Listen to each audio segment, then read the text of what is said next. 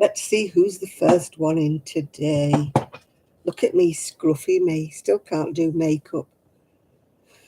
It's going to be a few weeks before I can do makeup. I did put a bit of lippy on, try to show willing, you know what I mean. Let's see who's going to be the first. Who's going to be the first one? Will it be Chris? Will it be Nathan? Will it be somebody completely different? Who knows? I'm late anyway. It's Chrissy and it's Judy. You're beating Chris and you're beating Nathan today. Hello, hello. I was just grabbing my crochet. I just suddenly realised, oh, it's time for live, yeah. Oh, it's telling me my subscription to McAfee is going to run out. Yeah, well, save up to £145 with this great offer. Christmas, how much is it? Oh, yeah, well, I won't be buying that. The weather was absolutely glorious today, but I was indoors for most of it. Sad to say, yeah. Hi, June. Hi, Esther. Hi, Nathan. You're not the first one today, were you? Evening, Shad. Evening. How are you? Hope everybody's fine. It's been a gorgeous day. Yesterday was glorious as well. Oh, red eyes. I forgot to put my drops in. I was out, you see, most of the day, so I forgot to put my drops in my eye. Just hope it doesn't have any ill effects or anything with them not putting them in. I've got hair everywhere. How to look scruffy without really trying, yeah. I think I'm perfecting the scruffy look. I just feel a bit naked, you know, without eye makeup on. But I can't put it on for 2 or 3 weeks yet. Hi, Seaside Mom. Doing well, doing well. I did have my craft fair today, but I'll wait until more people are on before I update you. Otherwise, I'll be repeating myself over and over again, won't I? So, yeah, hope everybody's doing well. Got your crocheting, your knitting, your cross-stitching, whatever it is you're doing. Have you got that ready? I was nearly not ready. I was like busy doing something else. And I'm like, oh, blimey. It's 9 o'clock. Get going. Hi, Pauline. How's your knitting doing? How's your Aaron doing? Yeah. Pauline's doing very well. She had a stroke and lost the use of her arm, but she is now happily starting to knit again. So well done, Pauline. She's actually doing Aaron. Oh, you like my necklace? Yeah. It's sort of like thread wound round, Shad. It's like silky thread. And then it's got the sort of pointy bits. Yeah. It's me boho type. You know what I'm like. Oh, but I'll tell you later about the craft show. I'm just going to say something about the craft show, but I'll wait while everybody's here. Oh, one of the ladies took a video, but sadly she sort of set a parameters like to more private, like friends of hers. I took my camera, didn't I? I checked that it was all, you know, battery was up and everything. No, it's Jess, she's done the parameters wrong, that she's only doing it for her friends. So even though I've shared it, nobody else can see it. No, I took my camera. You know, I've been having a bit of trouble with the battery on the camera. Charged up the battery on the camera. I said to my friend, right, you look after the stall a minute. I'm going to go and video the craft fair. Picks up the camera. Beep, beep, beep, low battery. Dump. I thought, eh? I charged it up. Anyway, luckily, I've got a spare battery, so I think it's time that I changed the battery and put a new battery on it. Can't be doing with that. Yeah. Hi, Lydia. Yeah, so sadly, I couldn't take a video of the craft fair because of my duff camera. Ugh. So annoying. And I'd looked to make sure I'd charged it up. So, but you know my camera's been on the fritz for a while. So, but I can't afford a new one, so hopefully the spare battery will do the trick. Yeah. I'll get a new camera once I finish paying for my scooter. Yeah. But not begging. Don't worry. It's not turning into one of those videos. I'm just saying in passing. Yeah. Now, anything I need, I save up for myself. Yeah. Like most people on here. If we want something badly enough, we save up for it, don't we? So that's what I shall be doing. Yeah. Saving up. Yeah. So we'll see how it goes. Yeah. Oh dear. Well, there's 24 of us in. I'll wait. Well, there's a few more. Then I'll tell you about me. Well, not my craft fair. I'll tell you about the craft fair. Yeah.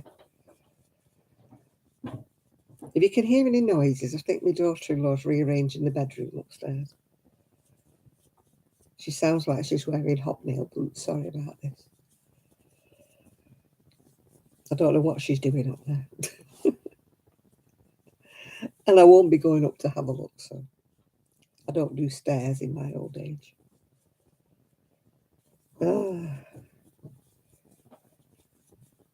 So I'm busy crocheting a square. Do you know, I think I'm stuck in a granny square groove. I don't know about anybody else, but that's all I seem to do these days is granny squares.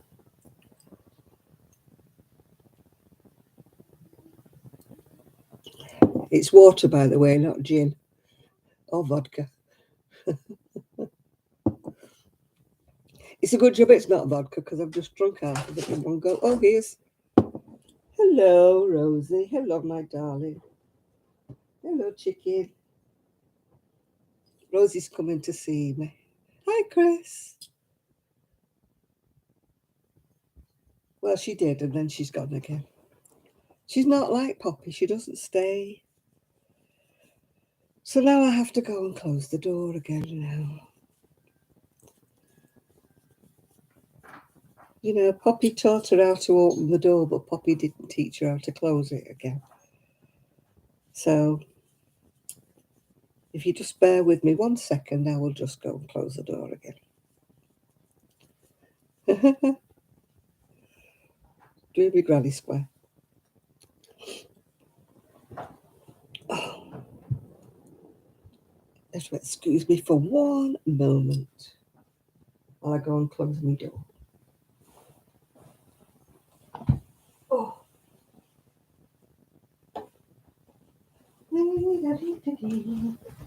Hello, Rosie. What you doing, Petrol? What you doing there, little girlie? Come on, let's go. Let's go, little girl.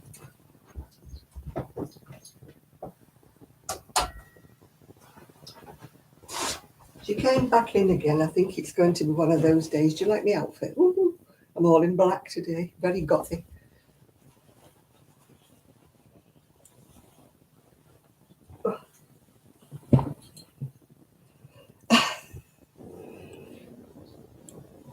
Oh, can't get my knees underneath. Oh, God, my email's telling me I've got about 95 messages. That's because I didn't turn the PC on today. Oh, dear. Yeah, I'm very gothy. Got me ribbons, look, and everything. All ribbons down the front, all laced up. And my skirt is quite the opposite. My skirt's got glitter. Is it sequins all over it? I did have a jazzy cardigan on. I did have my granny square jacket on as well. Oh. Well, I had a great day today at the craft fair. Didn't sell an awful lot, but that's not what I went for. I met a lot of lovely people that all live close by, and we all are going to meet up and keep in touch. There was one lady, she sold the most beautiful boho clothes. And it's a good job that nothing would have fit me, because otherwise I would have been bankrupt. They were fabulous clothes, but of course they were all like size like that, and I'm size like that. Yeah. But really, really good. Hi, Lisa. Really good vibes, really good lot of people. Everybody was nice and kind. The hall was lovely. It's a very modern church. It's a Methodist church, and it's all very mod inside. And we met the lady vicar, or vicaress, or whatever you want to call them. She was really nice, very young, very with it, yeah. So yeah, it was a good day all in all. We're all going to talk about networking, and they're actually talking about us having a pop-up shop, just for a week or so. If we all shared together, it would, shared the cost between us all. It would be like a pop-up kind of crafty clothing, whatever kind of shop. So I said, put me down for that, put me down, yeah. So, yeah, we had a good time. As I say, I didn't sell an awful lot, but I wasn't really expecting to. Yeah. I have a lady who liked one of my jackets. She might come and buy it from the house because she didn't have any money with her at the time. But we'll see whether she does or she doesn't. But all in all, I was very pleased. It was a very nice day out with lots of lovely people. And that's the main thing, isn't it, when you meet new people? And that's what I wanted to do, really. I just wanted to get to know some new people.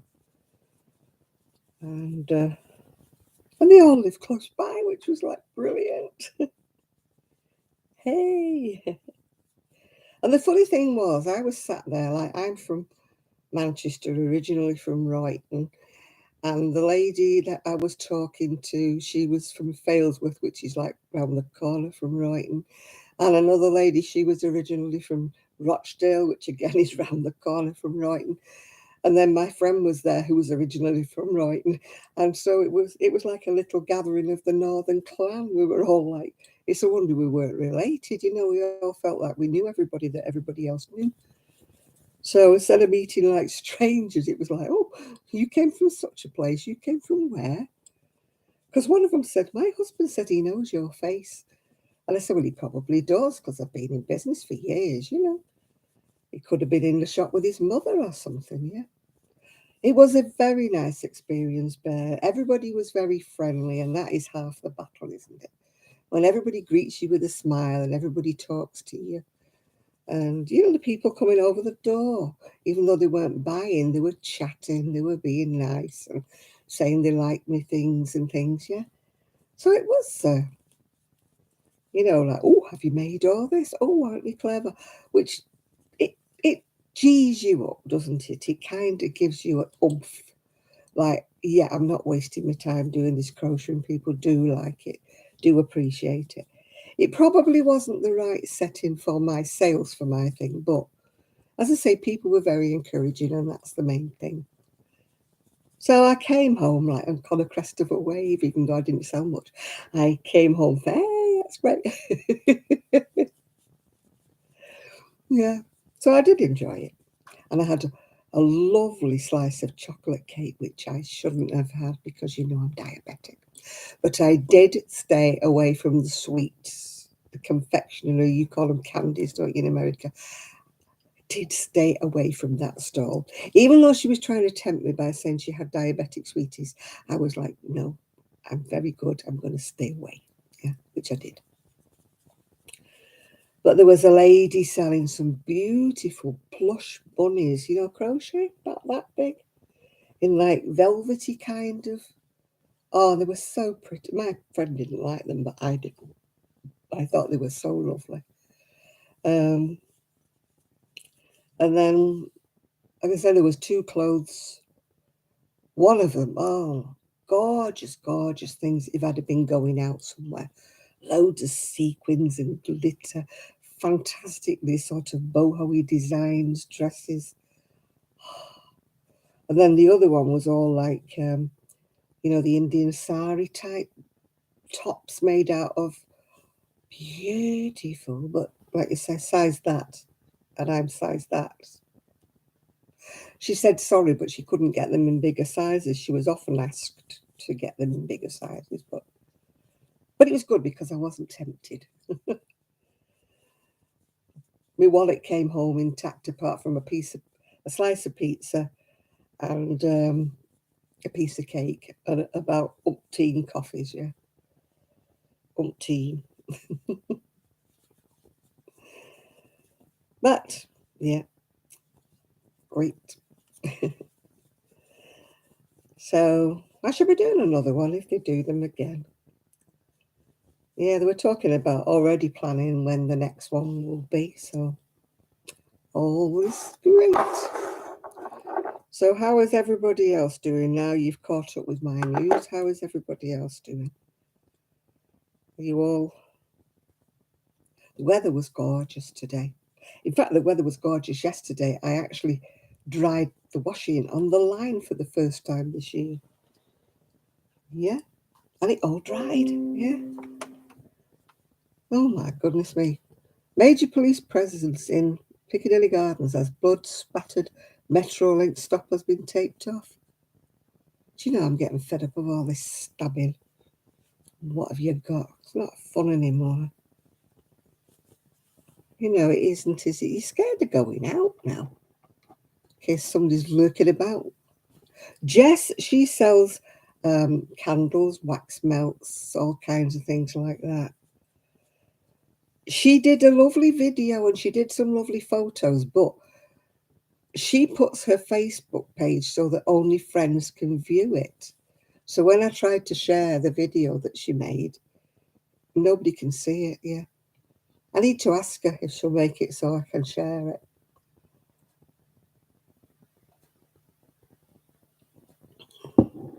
So, but as I say, I was very disappointed with my camera.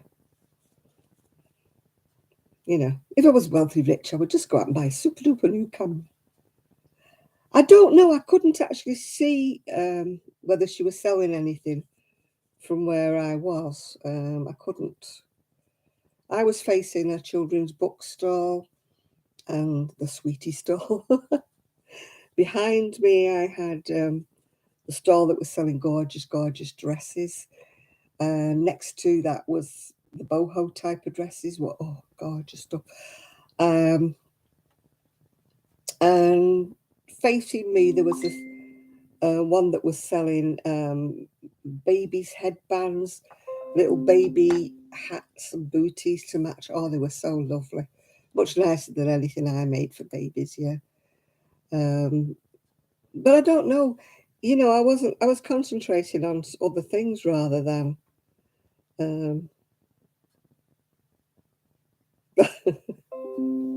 somebody just sent me a photograph. What does it say here? Oh, I can't see it too good. Oh, John O'Groats.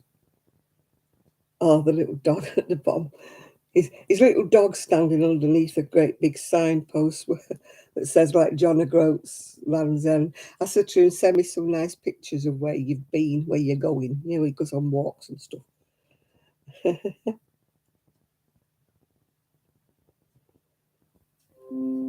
I'll just tell him it's a cute dog. I love cute dogs. Oh, there's one for my mate, Piper. Look at that in his kilt. She's dying to go back to Scotland. She really is, yeah. I don't know why she moved down, to be honest. She wants to go back, yeah. It's a friend of mine who sent me this photograph. I just said, send me some nice photos. He had a bit of a rough year last year. He lost his wife to cancer last year. So I'm glad he's sort of picking up a little bit, if you know what I mean, and starting to go out and about, yeah. He's getting his camper van ready to go out, ready for, you know, going out and about this summer. So I hope he enjoys himself. And it's sad when people lose a partner, isn't it? I mean, you know, like one of the ladies that I was talking to today, she'd lost her husband. I don't know what to, but she'd lost her husband. Yeah, he does a lot of walking, Chris, so I think that'll help him if he, gets out and about in the fresh air and that again, yeah. When I could walk, I used to love to go walking. My mate's killed to get me to walk, and she's going, get your walker out, use your walker. And I'm like, God, it hurts so much. It's not a question of like, if I start walking, it's suddenly going to be right. It's nothing to do with muscles. It's to do with the actual pain from the rods and the pins in my back. And that isn't going to change no matter how hard I try to walk about. But I can't get people who don't have this problem. Chris will understand. People just don't understand. They're like, well, surely if you walk more, you use your muscles more, blah, de blah, you'll soon get better again. It's been, what, how many years now? 1960. No, hang on. I was about 62 or 3 when I had me up, and I'm 76 now. So I think if I'd have been able to walk, I would have been doing it by now. Yeah. I've been to all my physios. I've even paid privately when I had the money to go to physiotherapy, stuff like that. And nothing works. Yeah. People who don't understand, people who think you've just got a bad back, they're like, oh, we'll just get out a bit and walk a bit. And yeah, my legs go deadly, dear. Yeah. They absolutely just give up on me because my spine is still pressing on my, the spinal cord in the nerves in my back. So if I walk and it presses on, my legs go dead. So if I don't sort of sit down suddenly, I just fall down, which is a bit embarrassing because I can't get up when I fall down. And also I hurt myself when I fall down, as you found out when I fell off the chair. So Aaron's taking you out tomorrow. Use your wheeler. For goodness sake, Pauline, don't do any dramatics. We don't want you falling flat on your face. Yeah. Yeah, I don't know why everybody's got this bee in their bonnet. Oh, if you just went walking a little bit, you'd be a lot better. No, please, I have tried. Yeah, just leave me alone, yeah.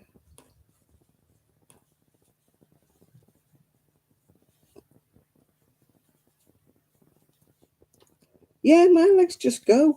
I don't get much warning, yeah. My scooter has been the absolute lifesaver for me, Chris. And I don't know why people resent me. Using it, why they suddenly want me to take up my bed and walk like Lazarus, I can walk about a little bit. I can walk around like a tiny bit in the craft. Yeah. Hi, Crochet Me Pink. Hi, hi, hi. Oh, hi, Esther. If I didn't say hi to you before. So I think, oh, please leave me alone. I'm happy. I'm just happy. In my scooter, leave me alone. Yeah. Yeah. So, like I say, I don't know why people want to change me. For goodness sake, I'm 76. Let me have a bit of pleasure in my life. If it means going around in a scooter, leave me alone. Yeah. In my head, I can walk miles. And it's very funny, if I have a dream, in my dream, I can walk and I can run in my dreams. Yeah.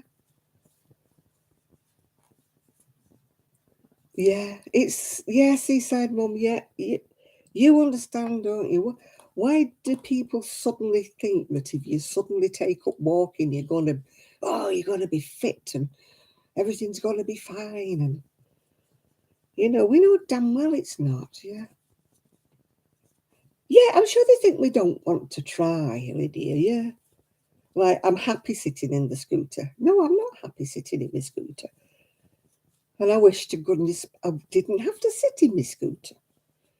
It's not that I want to do it, for pleasure or for fun.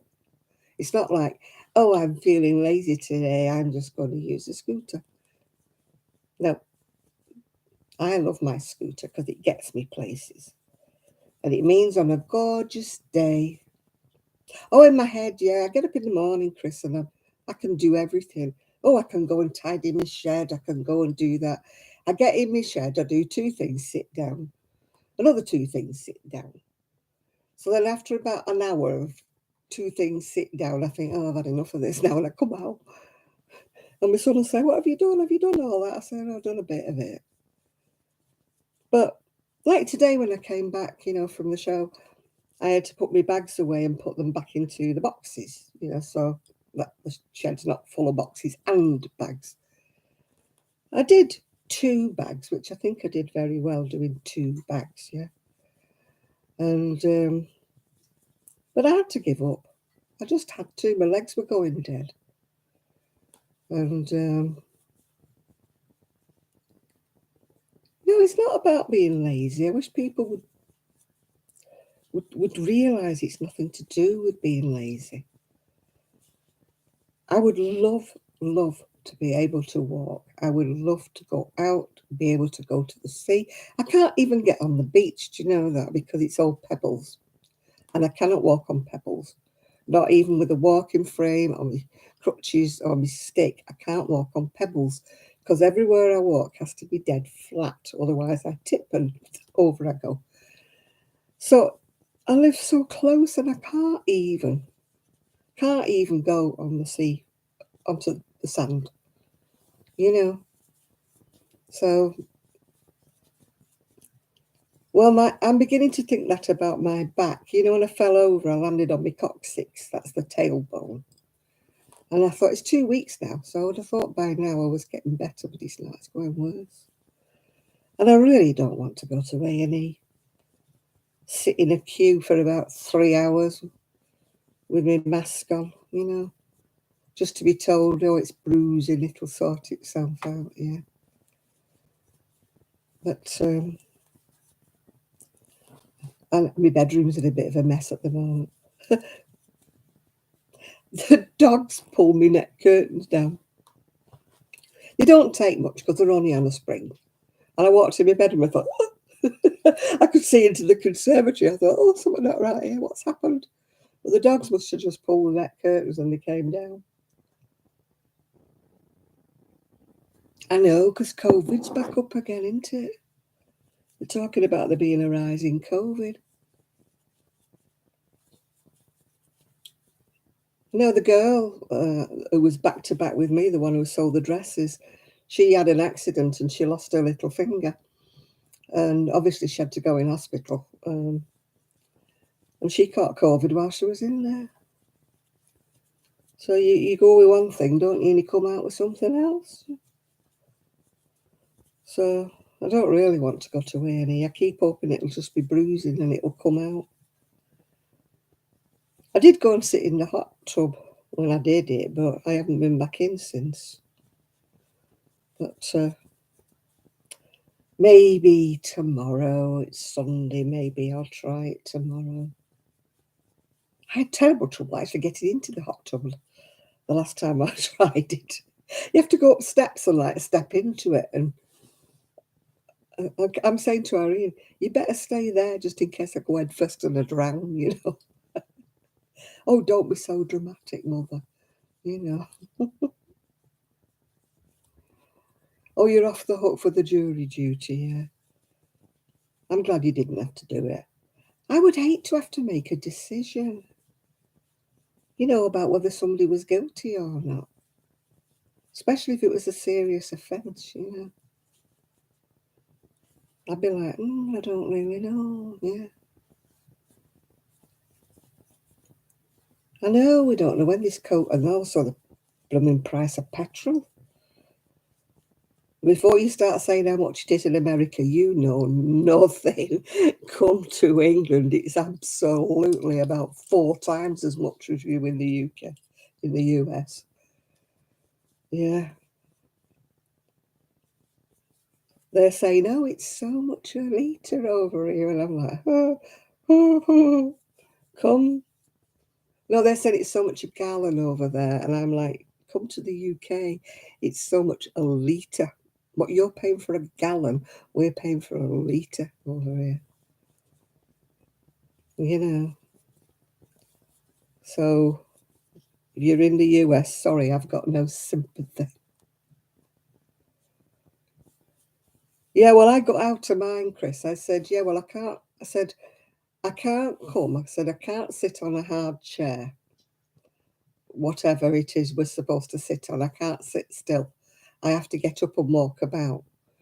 And I said, and also, I haven't got a car, so you need to pay for me a taxi there and a taxi back every day. And also, because I can't get out and about, I said somebody would either have to go and fetch me some lunch, yeah, or provide me with some lunch and some drinks because I can't nip out in the lunch break, yeah. I get a letter back saying, no, we won't bother. Because I said I wanted a comfy chair. I said I can't sit on a hard chair, which I can't do it, can't sit. You know what it's like, Chris, don't you? We can't sit on hard chairs, can we? There's no sitting on a wall or a bench for us, yeah. Mind you, I'm looking forward to the sun, yeah. But when I go up on the seafront, you see, I take my scooter when we don't, I take my own chair. So, but I don't know what I'm doing here. I'm just making some squares and I haven't got a clue what I'm making. I've got a pile of squares here in brown and I haven't got a foggiest what I'm going to do. It's just when I'm talking to people, I can do granny squares in my sleep, yeah.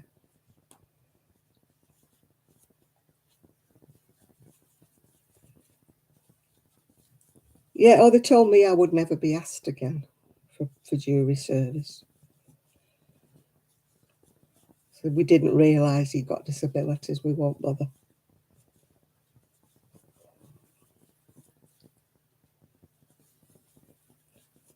No, mine was, I'll tell you how long ago mine was, Lydia. It was, mine was done with letters and phone calls.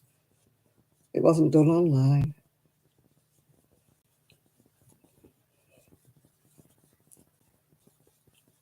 We were talking about that. One of the girls, she does all her clothes and stuff, and she goes on the beach and does all these TikTok videos, you know, showing her clothes off. She goes, I'll show you what to do. I said, oh, me on TikTok? I said, that should be fun. It'll be 12:12, fall over in the sand. Will somebody just come and pick me up, please? I said to him, I can't do it on my own. I need somebody to film me. He said, yes, you can. He said, you can set up your camera, you know, and do it on. I thought, oh, what happens if I fall over? Who's going to pick me up? Well, I think I've got 8 squares, but what I'm going to do with 8 squares is another matter, isn't it? Right, 1, 2, 3, 4, 5, 6, 7. Oh, I've only got 7 squares and I need 8. And I don't think I've got enough wool left for an 8th one. Oh no!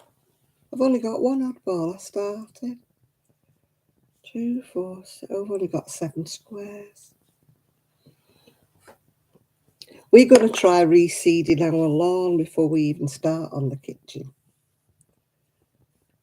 All those lives will be good on TikTok if I fall over, won't they? Everybody will think it's hilarious. Me like a turtle on its back saying, help! Help me, I've fallen over. Please help me. People walking by on the seafront. Look at that nutter swinging around on the beach. Yeah, we're trying to reseed our lawn and try and keep the dogs off long enough. It looks like the Cheltenham Gold Cup's been run. Oh, the Saturday Night Lives. Well, I can't do them on TikTok. They don't last 2 minutes. TikTok lasts about 2 seconds, doesn't it? A TikTok video, from what I can see. I don't think you can do a 3-hour TikTok.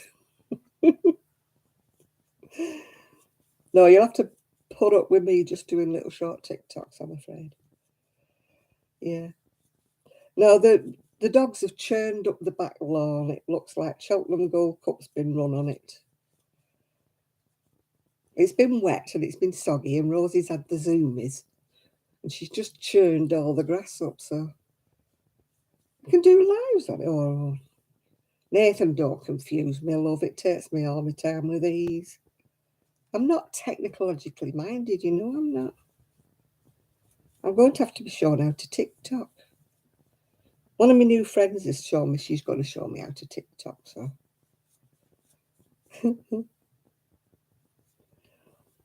So, listen, I can't even do those chatty type. Oh, it was all on the telly this week. It's ruined me afternoon telly. I don't like horse racing. I think it's cruel to the horses. Don't like watching them being poor little sausages getting whipped to make them run faster. I feel like saying to the jockey, how would you like somebody whipping your backside while you're running? No, I just don't like watching horse racing or greyhound racing or anything like that. I know it's not on, is it? Who wants to watch his horses being killed? I certainly don't.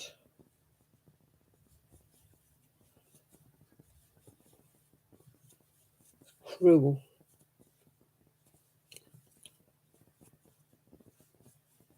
No, not my thing at all, Nathan. I don't agree. I don't agree with anything like that. I don't agree with like cockfighting, dog fighting, anything like that. I think it's all barbaric.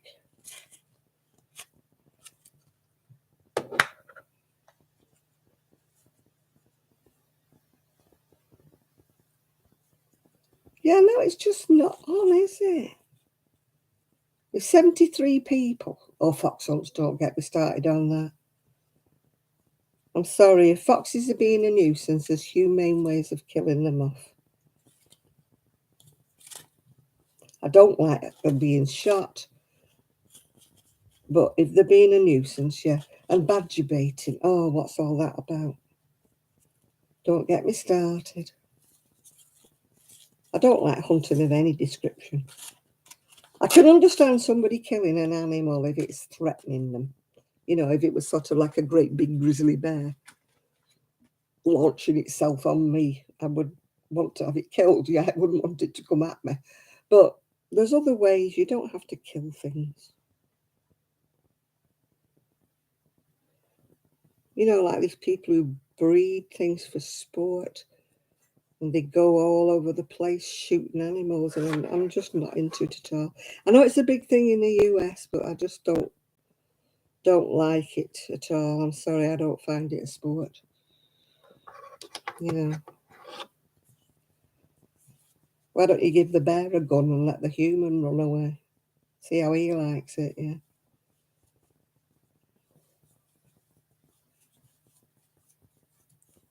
Nope. Yeah, she did love horse racing, the Queen, yeah. But sorry, but it's just not my thing. Not my thing. Now I'm going to have to find something to finish this last square off with. It's going to be awkward, this, because I don't have any more of this wool or this thickness.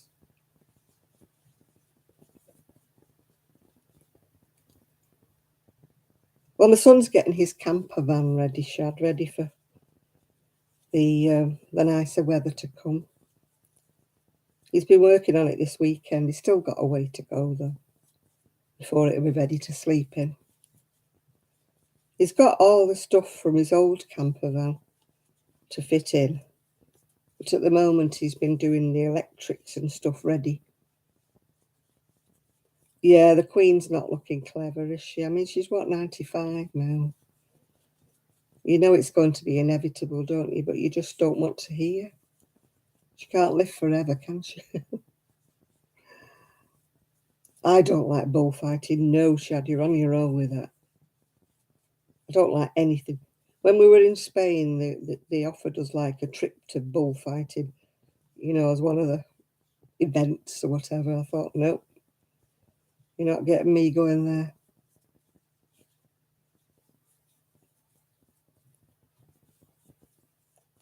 I don't like any sports, like any blood sports. I don't like. I don't even like boxing. But at least the men have got a choice if they knock each other silly, haven't they? The animals don't have a choice, do they? Nobody says to them, would you like to come out fighting today? No, I don't like any. I mean, wrestling's not so bad because it's usually rigged and fixed. But I don't like boxing because they knock 7 bells out of each other. Look at that. I've got just over half of a square and run out of wool. And it's not any wool I can get again. So I don't know what I'm going to do. I need 8 squares.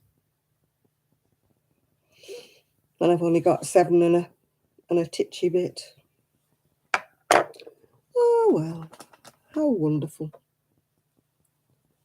Oh, lucky you, Nathan. I wouldn't like that either. 2, 4, 6, 7 and a bit. Yeah, I'm right. Yeah.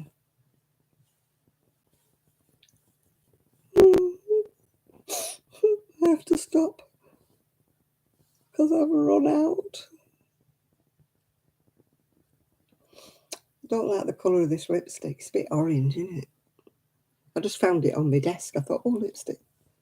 I don't know what colour it's supposed to be because even when my cataract's done, I still can't read.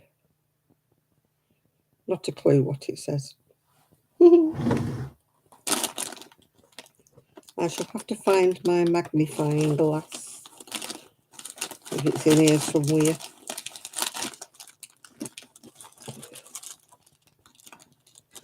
I still haven't found the lead to my vibrating chair. No, not that kind of vibrating chair. It vibrates me back and helps, it eases the pain. And I lost my temper because the lead kept getting tangled up around my feet. So I carefully undid it, rolled it up, and put it somewhere safe. And I cannot find it any place at all. And now I can't find my magnifying glass because it's in here. I've only got a little narrow drawer here, but it's like the TARDIS. Every time I put anything in it, it disappears.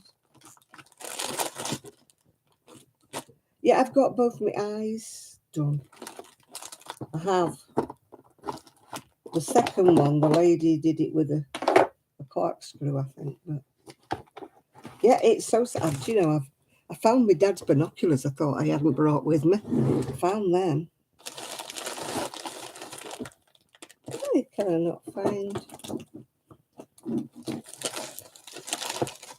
not find my magnifying glass when I know it's in here? Oh, gosh. Find everything but the kitchen sink in here, but no magnifying glass. And I know it's in here. Ah, found it. Found it. I need to tidy this drawer out, really. The first one was fantastic, the first eye. Fantastic. He was so great. He was a lovely surgeon. Never hardly felt a thing. But the second lady, I think she did it with a corkscrew. What is my lipstick? Moisture Drench Mulberry from Boots. Boots the chemist. I know it wouldn't be rubbish because I don't buy rubbish. But mulberry, I wouldn't call it mulberry. It looks more like orange to me. Not like any mulberries I've ever seen. Hey.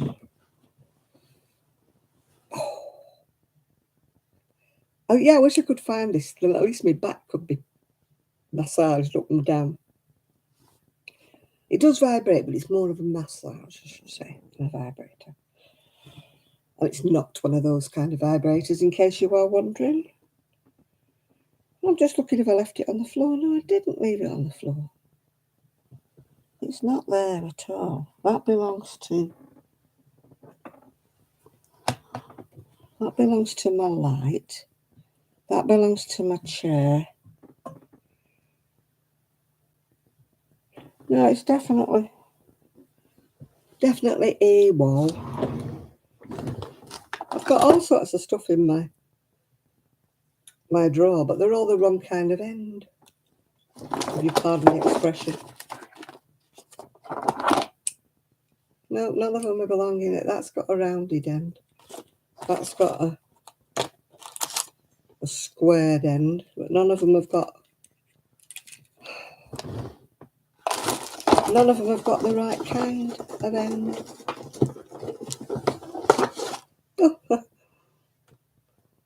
I keep trying to charge it up, but it never works. It's one of those supposed to count your blood pressure and Lord knows what else.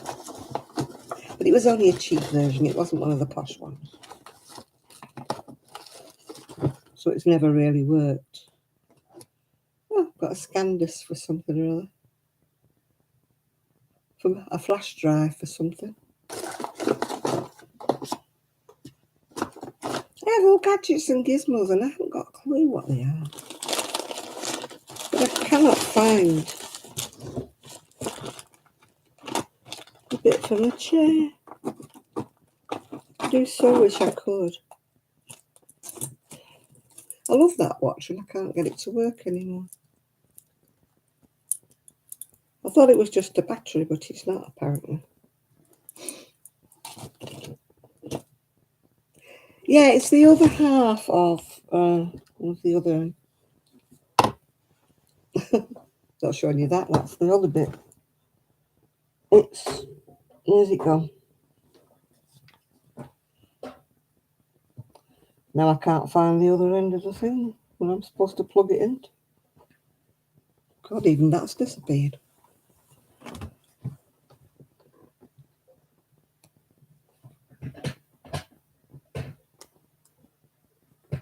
I can't even find where that bit is.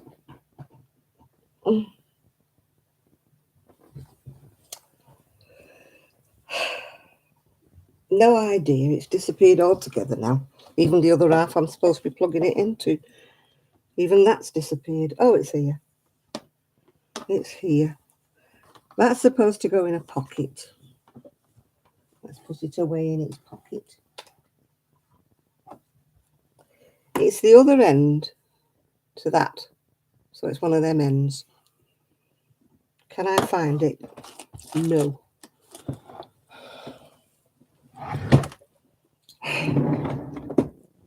I've been through everything. I've even found my 2020 diary, but there was nothing really in it. So, no, it's not in that drawer either.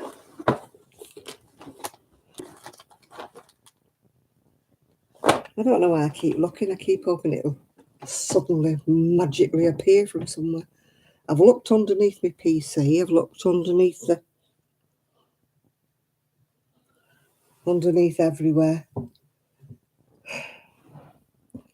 And I still can't find it. I did find me, what do you call it? My external hard drive that had some patterns on it. Hi, Ray. And Avery, a very young child to fix it. Yeah, I do. I did find me. And it had some knitting, crocheting patterns on it. Yeah, I could do a whistling it, couldn't I? Have it fastened up to a whistle. Not found a pack of sellotape I lost at Christmas. Bear with me.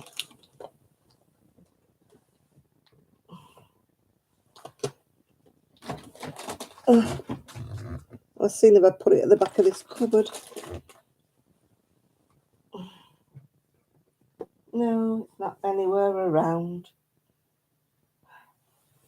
It is lost in France. Well, I've run out of things to do. could crochet my brown squares together. I've got a load of brown squares. The fire's gone out. I'm glad because I'm hot. I'm hot, hot, hot.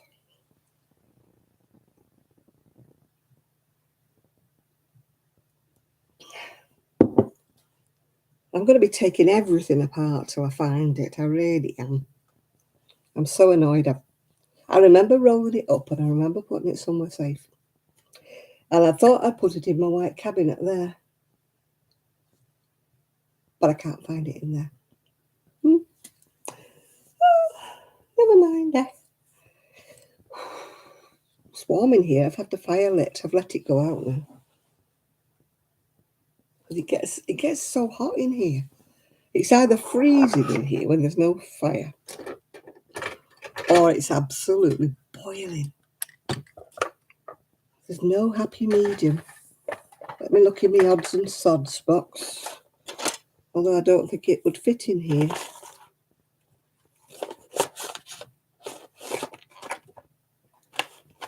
Oh, I've got my pens. I wondered where they were. Finding all sorts of other things, but not what I'm looking for. No. My son says, I don't know how you can keep so much junk on your desk. Quite easy. These came from, I had a whole bunch of them. They were in a little plant pot and a lady sent them to me. And I've only got one left and I don't think it actually writes anymore. No, I give up. Don't know what I'm going to do now for the rest of the night unless I crochet these squares together.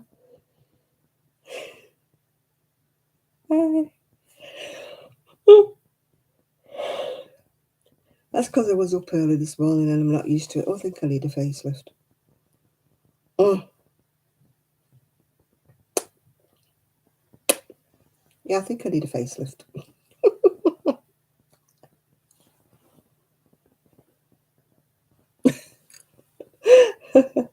I'm always losing my glasses, Lydia, and they're on my head. Yeah.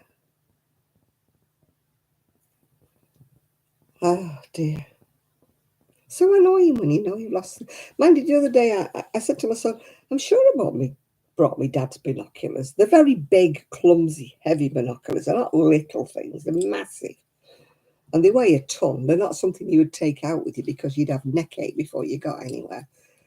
But they were my dad's, so I'd brought them because my dad treasured them. And they are good binoculars. They're just very heavy. And I found them the other day when I was looking for the lead, but I still haven't found the lead. I'm sure I can find another one if I say I want one of them. I want something that fits in one of those, yeah. I'm sure it's a standard size, isn't it? You know, it's not anything odd about it. But if I buy a new one, you know I'm going to find the other, don't you? Still, at least I could use the chair in the meantime. I took it down because one of my great-grandchildren used to spin round and round.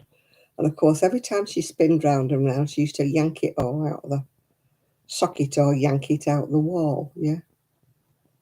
So when I knew she was coming, I took it off one day. I thought, no, she's not going to do that.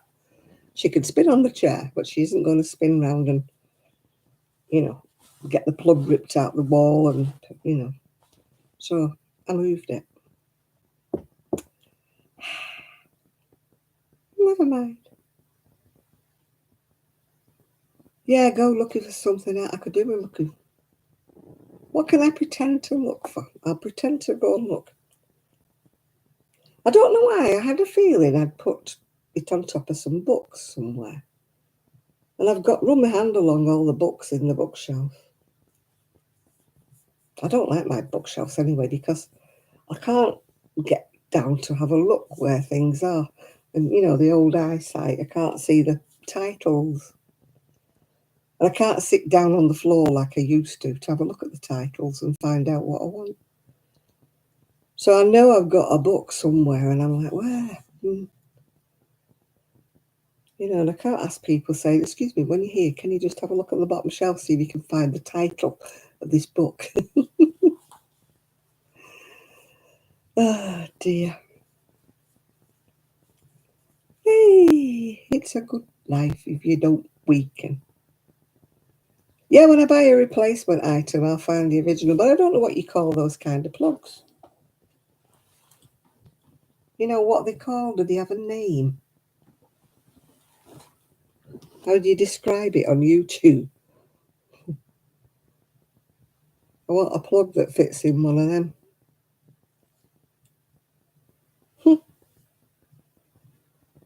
I don't know how you call it. It's got like six things like either side and then one in the middle. And I don't know what they're called. It's the lead for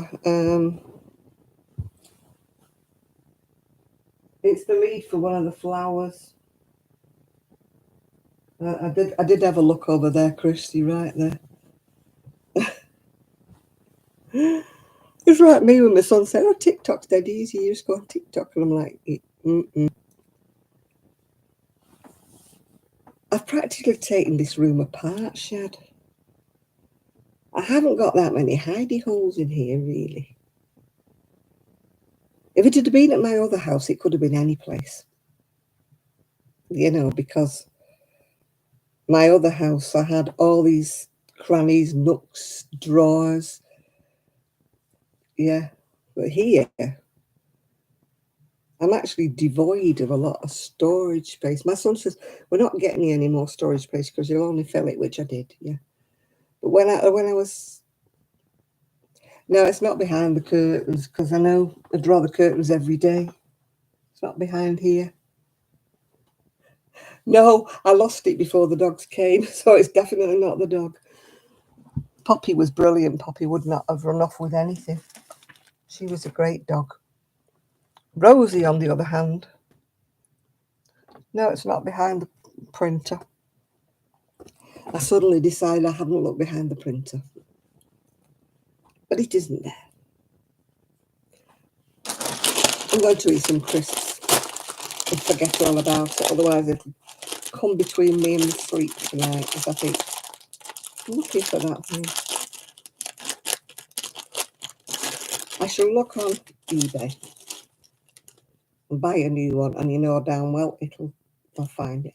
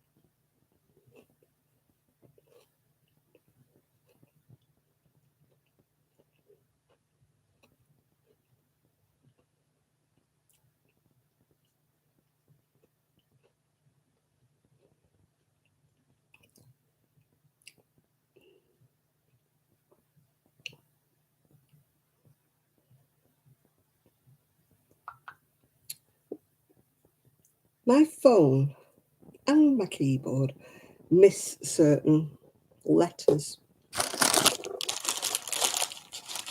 So when I'm typing anything, you have to keep going back on myself and typing it again.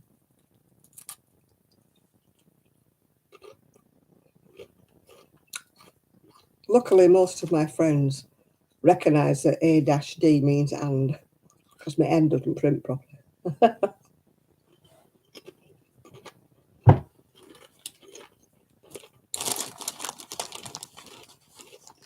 When I'm rich and I win the lottery, I'll treat myself to a new keyboard, new phone, new camera.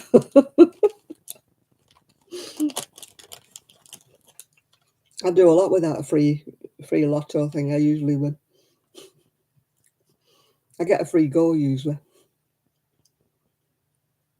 Well, I'm working on granny squares, and I don't know what I'm doing with them, Ray. I'm just working on granny squares because I didn't know what to do.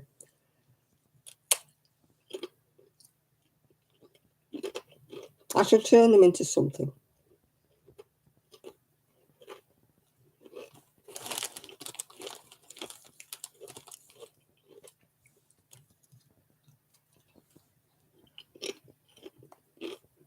I could always start the second throw for the conservatory in all the shades of pink, but it's not inspiring me at the minute.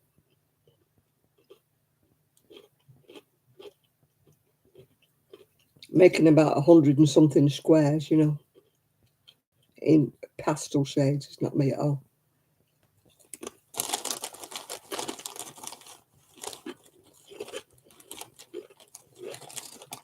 You're honest, in a tank top, June. Yeah, I'm not doing much at all at the minute. What's anybody else inspiring us with? Oh, Lydia's doing a crochet top.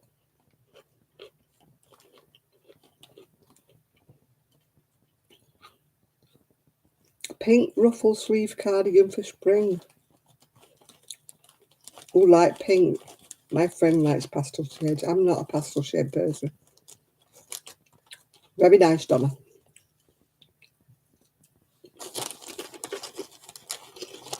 Oh, I can't do. It's really killing me having to start doing a throw.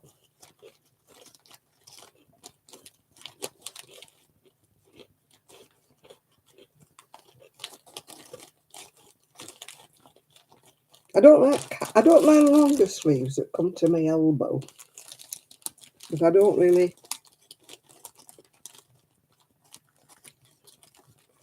really kind of like short cap sleeves. Because I'm older, you know, you get the baggy arms. Well, I have anyway. I don't know about you ladies, but I've got the waving, you know, the arms that wave goodbye long after you finish waving, yeah.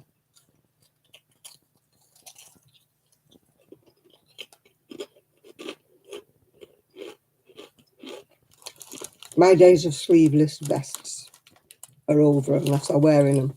Like today, I've got one. Well, you can't see it, can you? I'm wearing a flash of pink, but you can't see it. It's disappeared. I'm wearing a flash of bright pink. There it is. Flash of bright pink.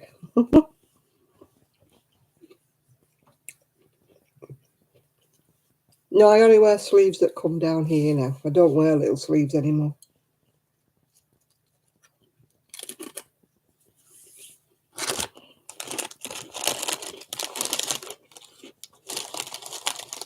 I've got lots and lots of camisole tops, all in all different colours. But I wear them like a vest. I wear them underneath like a layer to keep me warm.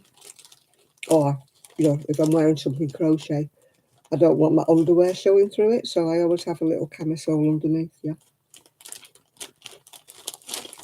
Oh, I've got some summer shawls, yes, Shad. They're all packed away at the minute. I packed my shawls away when it was winter because I wasn't wearing them. So, yeah, I'll maybe start wearing them when it's summer.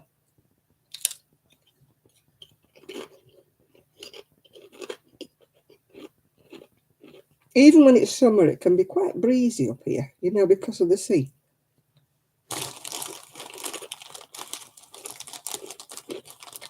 You always get that little breeze off the sea.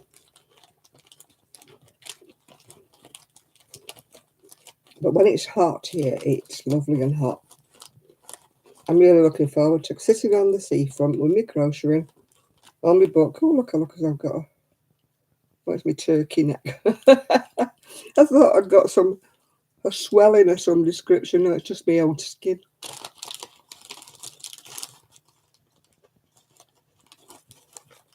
I wish I could wear a camisole, but I can't.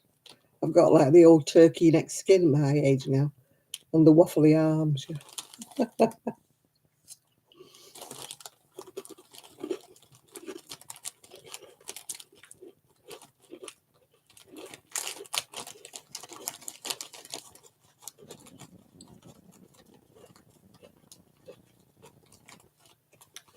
Hi, John. How you doing? I've got my project anyway for the summer that's got nothing to do with knit or crochet. My dolly's house. I need to paint that and sort it out and put the furniture in and everything.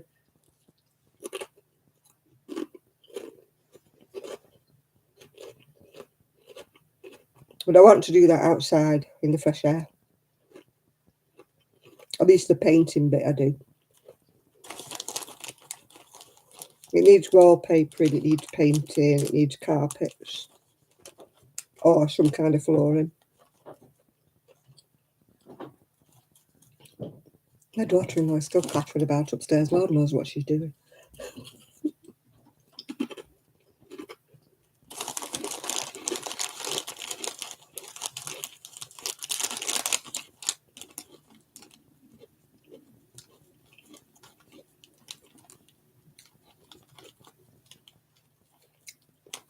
They were having a few words before. I think they were having a bit of a domestic, so she might be sulking. I don't know. I don't interfere. It'll be all right tomorrow.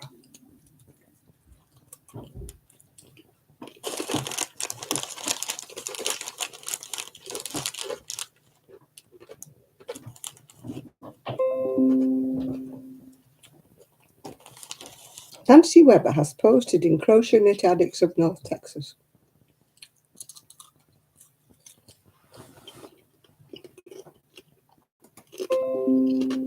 Evening, Daniel. Excuse me.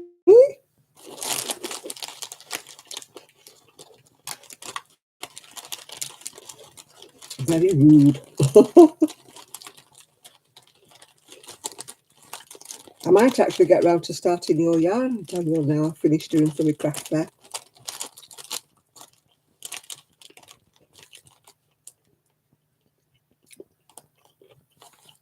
I did find a pattern actually the other day that I thought might work. It was running like fan shells in different. You did quite big though. I just talked about have had enough of one colour to do it. One row, and then there's another row like that. And I thought, I wonder if I'll have enough of each colour to do that. Yeah. Well, I've been happily making for my craft fair, which I didn't sell much for, but we don't go into that. But I did make some fantastic friends down here. Networking, you know the idea, don't you? And oh, look at you, John. You've had a negative COVID. I had a negative one before I had my eye done.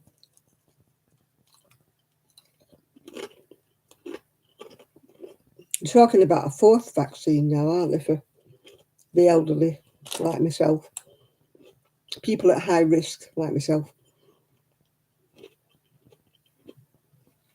Yeah, as I say, I did my craft fair, Daniel, and it was great. I mean, I met some gorgeous, lovely local people, really nice people. So I didn't sell much, but that wasn't bothering me. I didn't think I would. But I just wanted to get to know the local people who live around near me that, do craft fairs that sell things and stuff.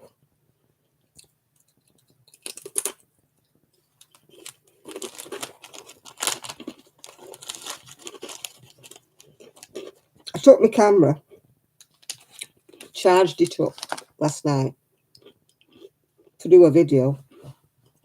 Gets to the craft fair, switched it on, it went low battery, beep, beep, beep, went out. So the daft thing hadn't charged up at all.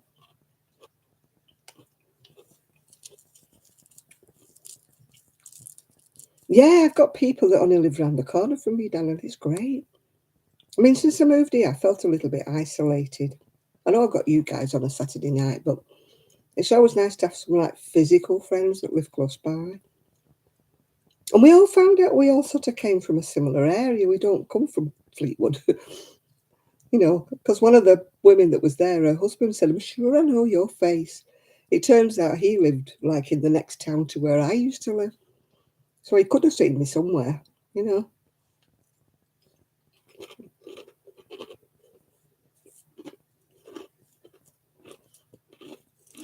So we felt like we were all mates together, yeah.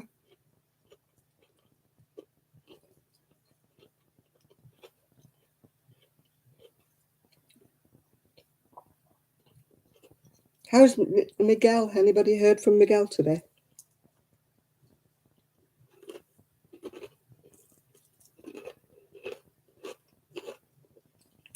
Has he been on any lives or anything?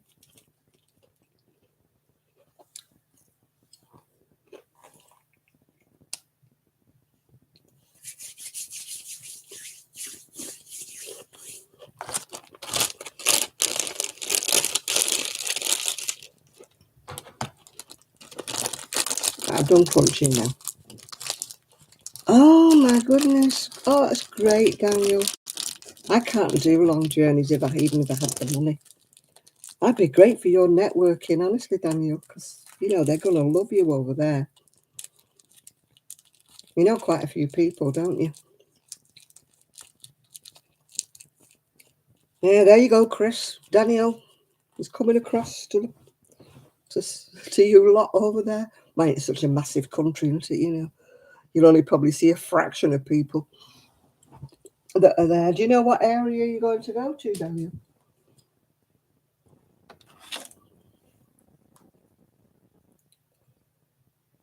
I mean, you can fit England, can't you, inside Texas and still have room to spare. Well, there's been a big fire in Texas, hasn't there? So I was looking on the news, yeah.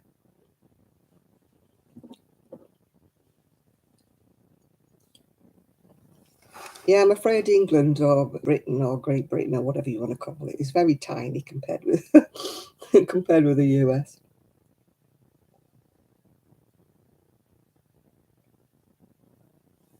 Oh, Canada. My dad absolutely loved Canada. My mum and dad, they couldn't get over how clean it all was. And how.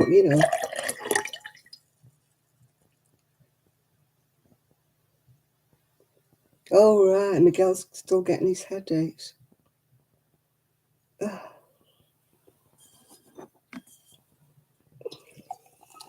I'm having my dandelion and burdock.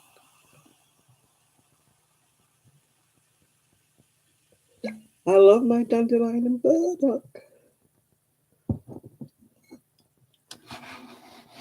My headaches have been a lot better since I had my other eye done. Do you remember I kept saying to you I felt like I was unbalanced, that I was seeing things at two different levels? And my dull, horrible headaches that I was getting every single day, they seem to be abating. So, yeah. I used to suffer with migraines when I was a lot younger. They're terrible.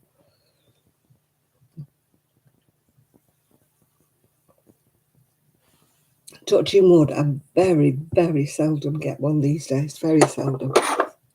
But anybody who suffers with them. I mean, I've heard people say, oh, I've got a migraine. That means they've got a headache, yeah, bad headache. But when you've got a migraine, boy, that's completely different. Hi, Enid. How are you today?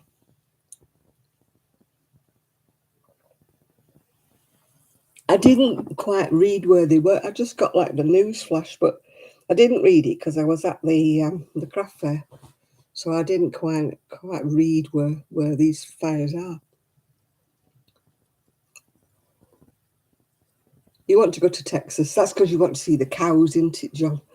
Look what I got.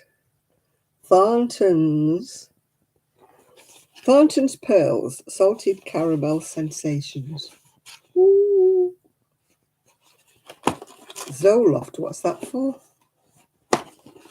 Remember, I'm in the UK, Edith. I don't know what your medications are called.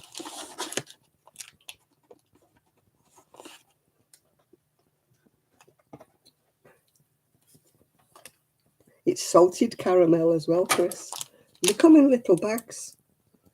That's probably so they don't have to put so many in the box, isn't it? You make it look like you've got a lot, yeah. Oh, an antidepressant. Yeah, I don't know what Zoloft is. All our things are called different names over here. Don't choke on them.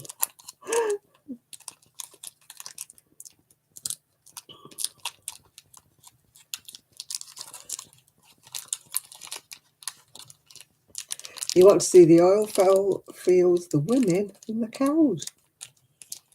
I don't know what kind of women. You'll have to ask Miguel what kind of women they are in Texas. Are they all cowgirls? It's a big red, like a marble, isn't it?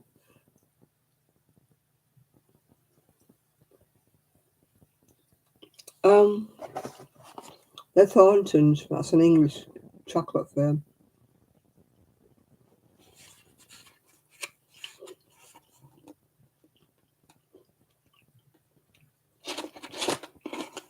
Oh, they're very sweet. Can't eat many of them.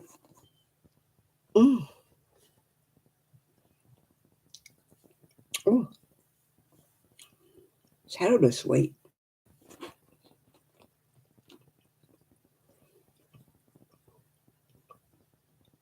You get medical appointments on a Saturday?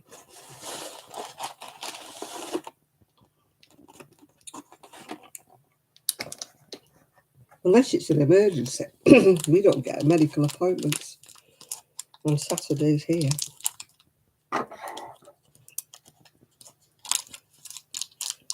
You have to die to get an appointment on a Saturday. Or almost die, let's say. The only place that's opened on a Saturday is A&E. Doctors are all closed, yeah.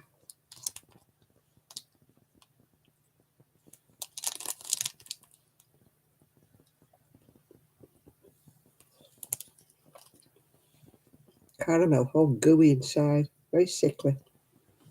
Couldn't eat many of these.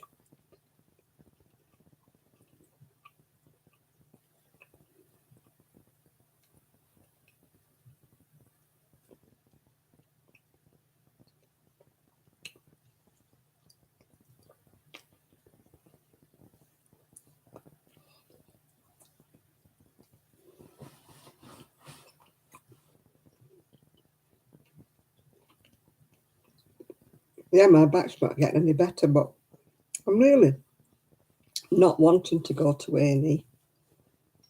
It's the only place I would get an x-ray to see if there's anything wrong, but I don't want to go. A germ-ridden place is only the A&E.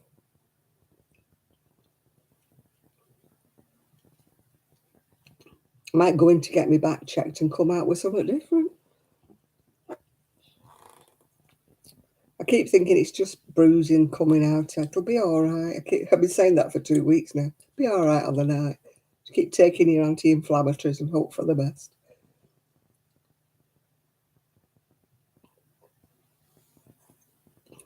It's not bruised on the outside at all. Like I was there with a mirror. Have you ever tried looking at your own backside with a mirror? It's not easy.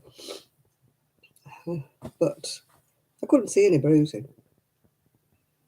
I was there with my hand mirror and my big mirror trying to angle it right. I thought, oh. I even thought of getting the camera, putting it on video, and I thought, no, I might get in the wrong hands. Don't want to accidentally press send and send it to YouTube or something. Oh, don't talk about that. We don't talk about that, John. You'll get everybody upset again.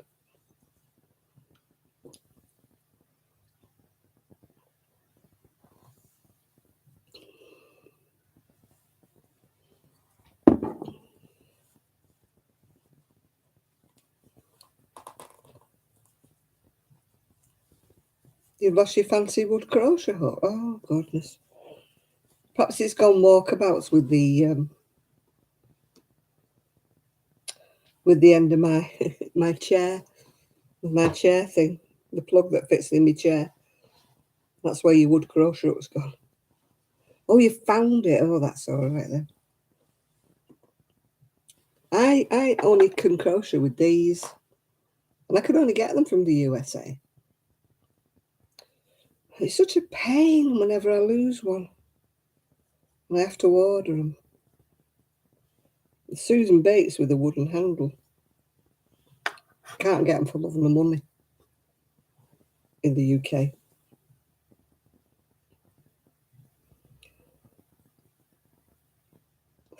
I'm sorry you've had to eat chocolate. I can't eat anymore. They're very, very sickly. I do like my chocolate, as you know, but they're very sickly, those. Much as I do love me chocky, they've beaten me. You're way calmer. Oh, that's all right. You don't want to kill anybody at the minute then. I'm calm. I'm a fairly calm person. Everything rolls off my back. I'm a very, manana type of person. I really don't let things bother me that much. When I was younger, maybe I used to get a little bit more worked up about stuff, but now I'm like, chill. Manana. Tomorrow's another day. What the heck? I'm so glad that I don't have, any problems that way. I suppose I'm very lucky, really. I'm just a calm, chilled person. Babies and dogs love me because I'm so calm. Our little Rosie just loves me. She can be howling her head off, and I'm like, "Come here, sweetie pie," and I give her a cuddle and everything, and she just relaxes and goes to sleep. Yeah, I have that way with animals.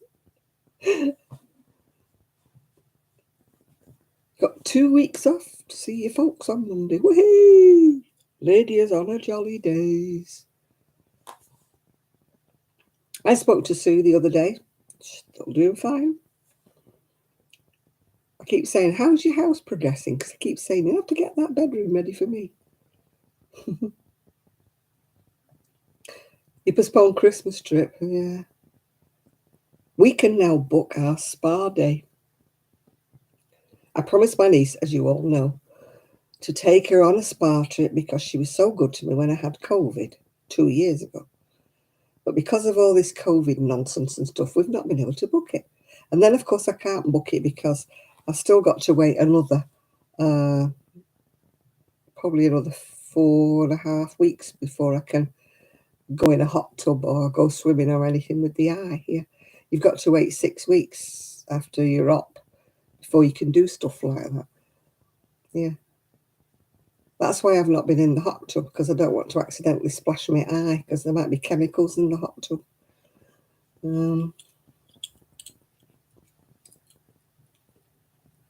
Have you pulled it undone, Enid? Have you got it back to the right length? No, I didn't celebrate St. Patrick's Day. I don't think you should celebrate it if you're not Irish. I don't know why, loads of Americans jump on the bandwagon. Oh, we're going to drink green beer and that. And you're thinking, your ancestors about 3 million years ago came from Ireland. You're not Irish. To me, you're Irish if you can just count back just a couple of generations, but not people who claim to be Irish when they're talking about their great grandfather was Irish. Yeah. And so we're going to celebrate St. Patrick's Day, and I'm like, what? It's me celebrating the Vikings' Day, isn't it? Just because my ancestors probably, some of them came from Scandinavia. Or you could celebrate Roman Day, couldn't you? Because, some of our relatives came from Rome years ago. No, I just celebrate St. George's Day, if that's the patron saint of England. But even so, there's never a big fuss, yeah. And I don't think anybody's doing anything round here for the Queen's Jubilee. Where I was living before, they're actually having a street party. Charlemagne Day. We'll sing Alonso. Was it Alonso for? De la Patria. Oh, give over. They just use it for an excuse to get drunk on green beer, don't they? And I do not like it when they call it St. Patty's Day. St. Patrick's Day, St. Paddy's Day. St. Patty's Day? Who the heck is St. Patty? Why do they call it that? There.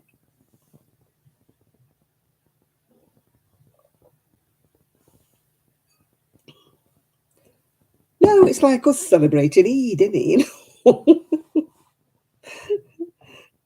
Hello, every nationality has its own days, doesn't it? We don't go and pinch Eid, do we? We don't pinch Hanukkah, stuff like that, you know. So why should we pinch St. Patrick's Day when we, you know, when we're not Irish? Yeah? Why did he pinch people? What's all that about? Is that supposed to be something that they do on St. Patrick's Day? I've never heard of that. Have you, John? Do you go around pinching people?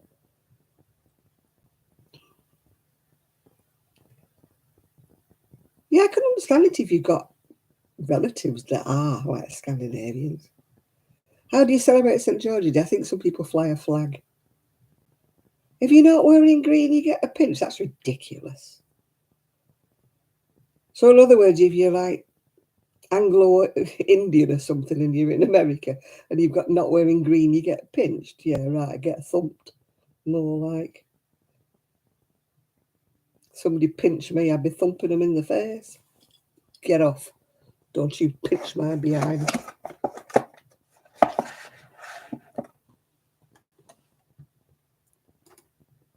I've never even heard. Have you heard of it, John? Anybody pinching?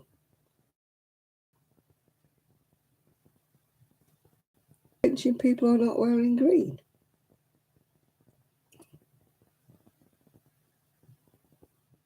Yeah. No, but is it... Oh, the connection's unstable. Sorry, people, if I'm buffering. But, I mean, it's not an Irish thing, that, is it? Pinching somebody who's not wearing green? Good. No. Yeah, no, we've never heard of it. See, that's some tradition you blinking US have invented. It's nothing to do with Ireland. Next time somebody wants to pinch you. John got slapped. That's only because he's joking. He didn't pinch anybody. He pinched somebody anyway. It was nothing to do with St. Patrick's Day. We don't do the pinching. So next time somebody tries to pinch you, if you're not wearing green, say, where'd you get that from? Because they don't do it in Ireland.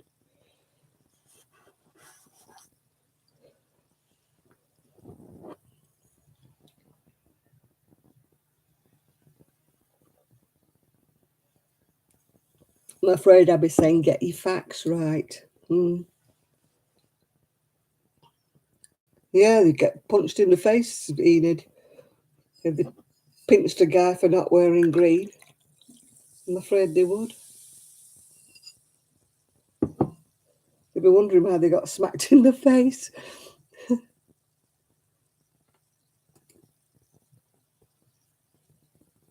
When is it Mother's Day over here? Is it next week? I think it's next week. I think the clocks go back. No, forward. I think it's next week. I don't think it's this weekend.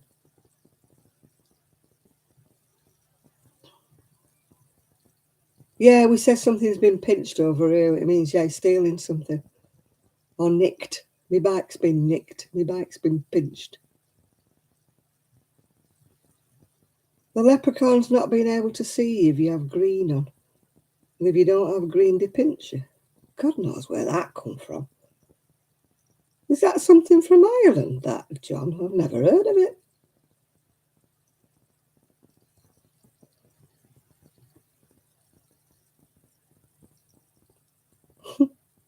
Well, if she will stick her backside on display, if it was a thong, she deserves it.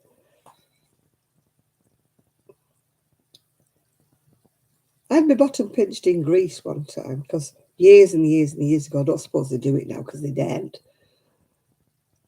The men used to go and pinch a girl's bottom if they liked her. Somebody pinched my bottom. When I turned around, there was nobody in sight. So I don't know who pinched my bottom to this day because there was nobody around.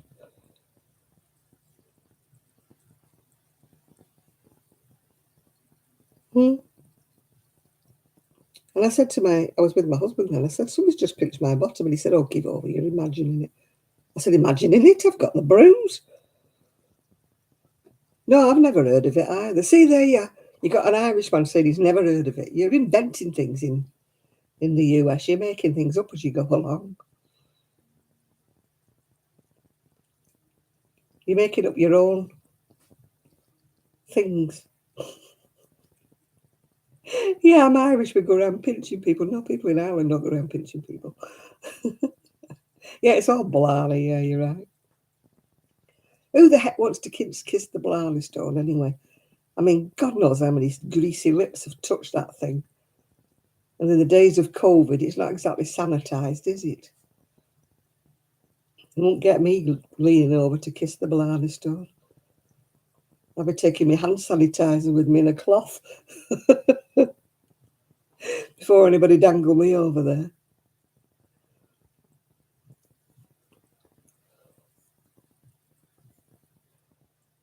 It's unsanitary.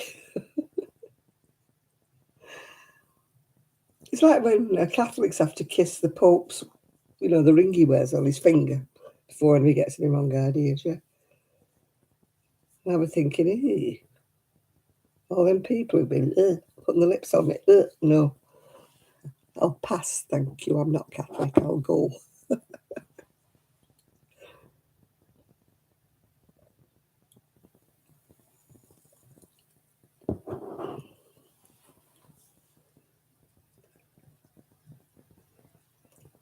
It's your job to do what, Shad?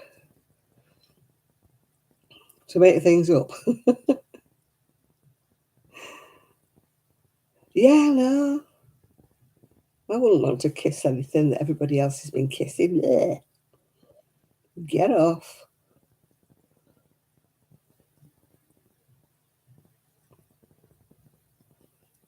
Look, come on, John. If you're Irish, any excuse to get drunk, yeah. Any excuse to hit the Guinness, yeah. They don't need a parade or wear green.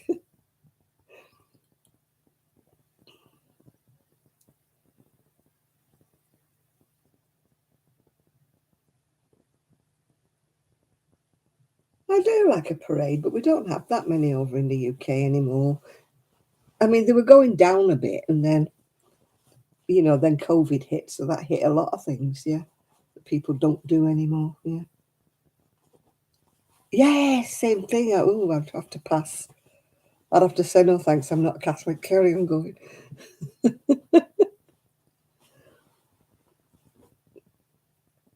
Well, send him to obscure Germany then. Send him on a fact-finding mission. So you need to go on a trip.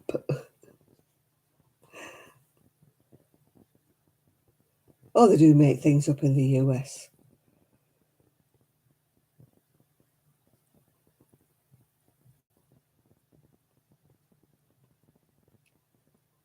Yeah, it's make a big deal.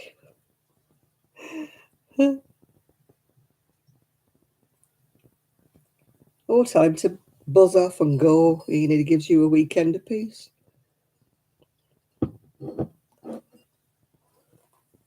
Just make sure you keep the credit card in your purse. Only give him his spends, and then when he's spent it up, he can't spend no more.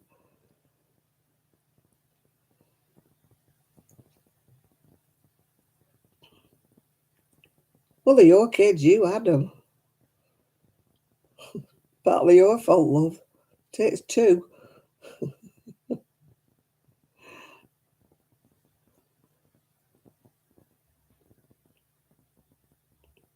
You will have 4 kids or 5 kids, whatever. I only had one. I was wise.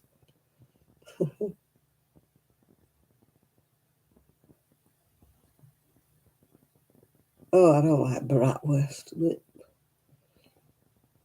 We had homemade pizza the other day and they put pepperoni on it. How long has my son known me? He knows I don't like pepperoni. You've got 2? Oh, well, you've got one too many there then. Oh, you're going to looking for Bigfoot. Why didn't you go to Scotland and look for Nessie while you're at it?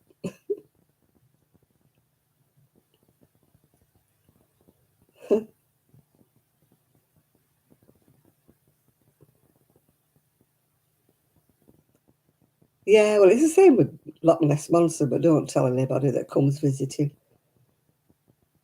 All the tourists that come looking for Loch Ness Monster, don't tell him he doesn't exist, because he doesn't. They've proved he doesn't exist. Yeah, Bigfoot's a myth as well, isn't he? Yeah. It's like everybody's seen that, whatever it's supposed to be on the moors in Bodmin. That black cat that's supposed to be a panther or something or whatever.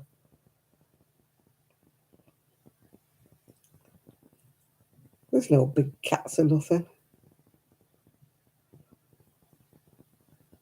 People make things up. I mean, it's proven when people go out, isn't it? I mean, Loch Ness has been probed with underwater whatevers all over the place. It's been probed from top to bottom and side to side, and there's nothing living in it. Well, apart from fish. But there's nothing big living in Loch Ness. And yet still people go looking for the damn thing. Oh, yes, it exists.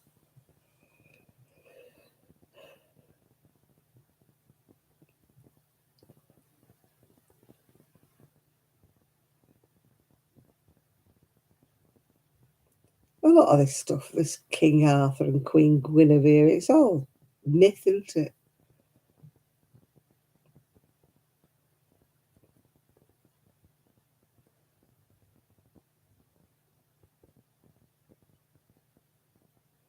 And Nessie portal to another dimension. Well, I think Nessie's gone through it permanently. If that thing was alive, it would be about 1,000,000 years old now, so it's just not around anymore. It's long dead.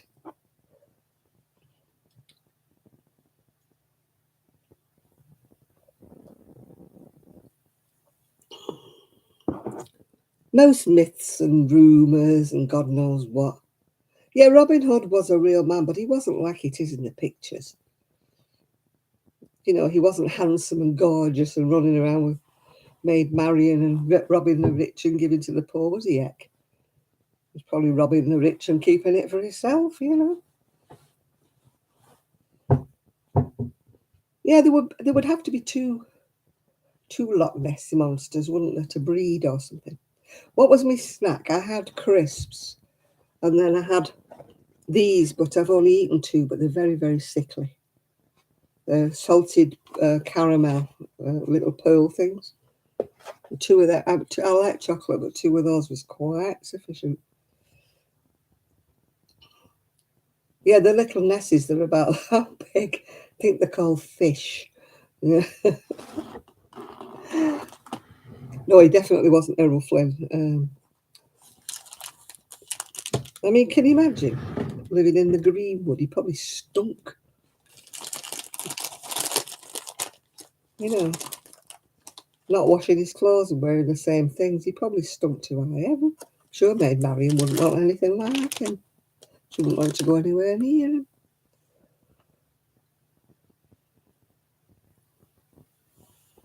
What on earth is a skinwalker?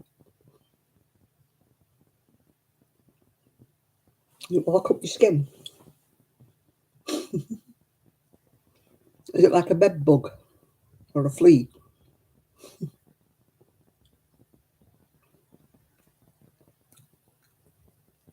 It's like saying the little people and the borrowers live in your house, isn't it? More likely to be mice living in your house.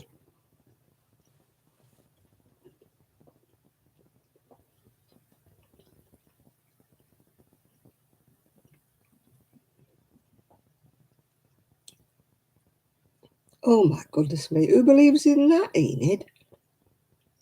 Demonic creature that kills people and steals their voice.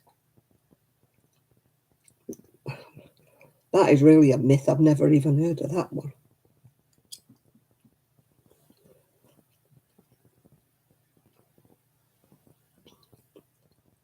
Well, has anybody who wasn't drunk seen it?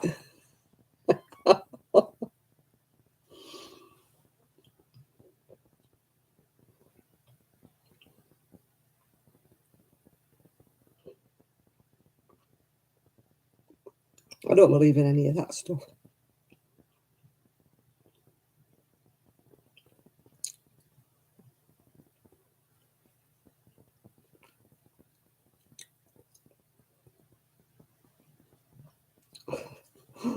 Oh, if it's on YouTube, it must be true.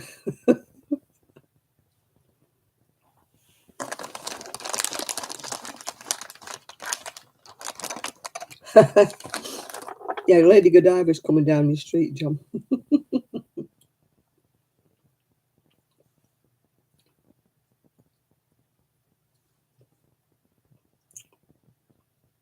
She was actually real, Lady Godiva. She rode naked to protest about something her husband had done. Hi, Rose. How did your craft fair go?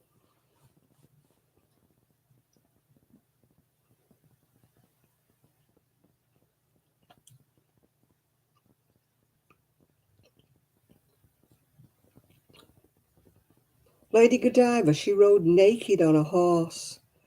And she did it in protest about something that her husband had introduced, some taxes or other, when she was on the side of the peasants or whatever. So she actually rode naked on her horse through the streets to show her husband up or whatever.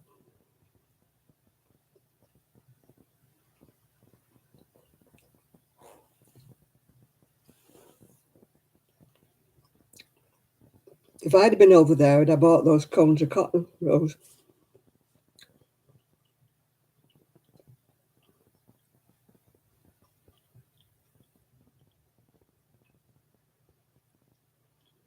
I did one today, as you know. It didn't sell much, but I didn't expect to, so that's not a problem. But I made some lovely, lovely friends. So that's what I liked as well, meeting friends.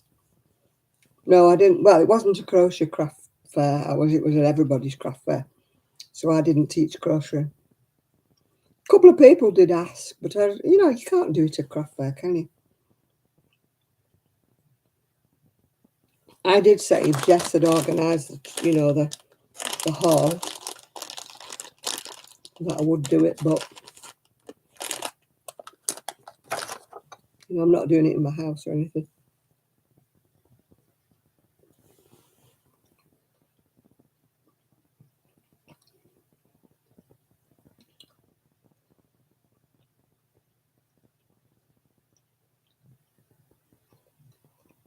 It was nice to meet up with people. It was a lovely craft fair. I didn't sell much, but like I say, I wasn't expecting to. But I made friends with some lovely, lovely people.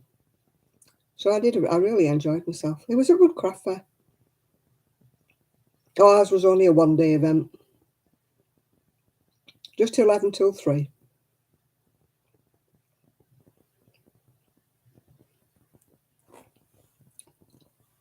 But I love the cones of cotton that you got. Can't get them. Well, I used to be able to get them from, I don't know, it's Hobby or Hobium or somebody.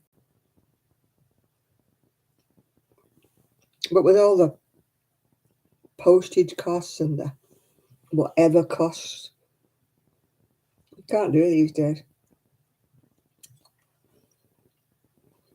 Anyway, I've no excuse for buying any more cotton, wool, anything. No excuse.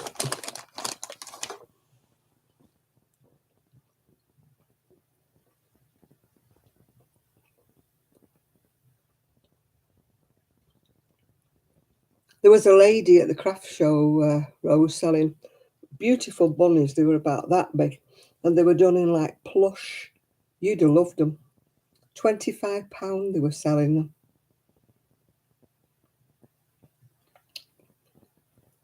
Yeah, £25. And they were really thick, like more like chenille they were made out of. They were really pretty, these bunnies. I didn't have a photograph because my blooming camera, I found out it had a duff battery when I got there.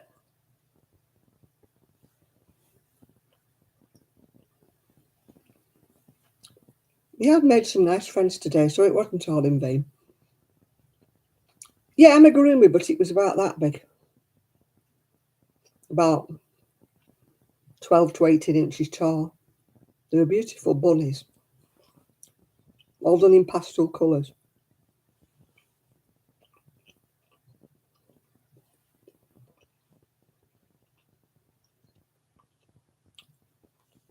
And there was another stall. She had the most beautiful little baby hats, booties. everything.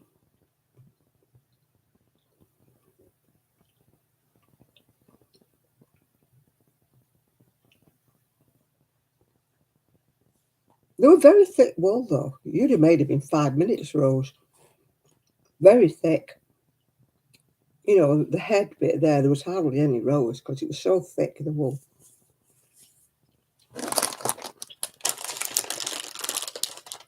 Yours are much more labour intensive, yeah.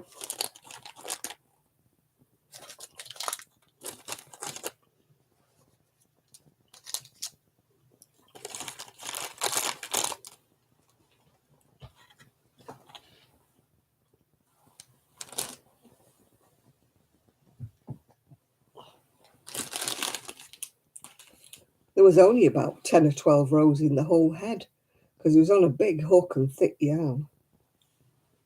But they looked very pretty. They were all in pastel shades.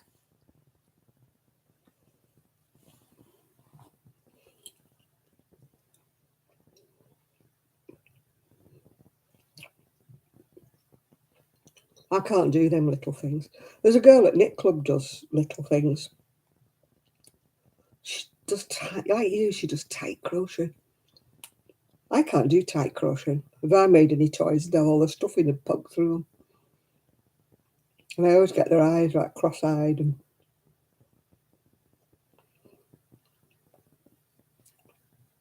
you're making linings for order bags, were you? Yeah. I never did finish my bags that I was making. And now I don't know where the rest of the wool is. I think I gave it all away. So I can't finish them off now. So I've got big granny squares about that big.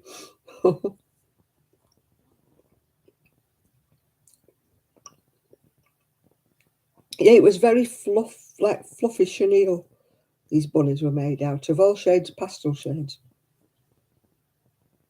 I think I've seen it somewhere. It's not Aldi. I've seen it with somebody else who's made it. But it's very much like chunky. So the bunnies don't.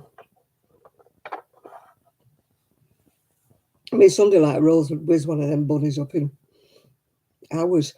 Because they might be that big, but they're so loose. Well, not loosely done, that's the wrong word. They're not loose. The stitches are so big.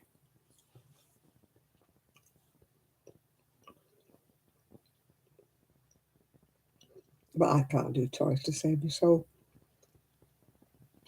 I think everybody has a niche in life, and if it's not your niche, you know, I don't like fiddling things. My friend likes fiddly things, but I don't. You know, she doesn't mind little twittery things, but oh no, not me.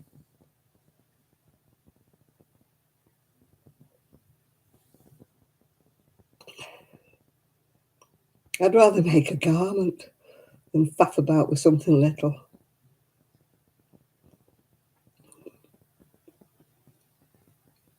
It's funny how things sell in different areas, isn't it? Like Miguel will say, why don't you do washcloths and, you know, like towel toppers? We wouldn't sell any over here. I don't know anybody that I know who has a towel topper. And you know, and washcloths people don't use them over here. There's certain things like, you know, that we wouldn't be able to sell.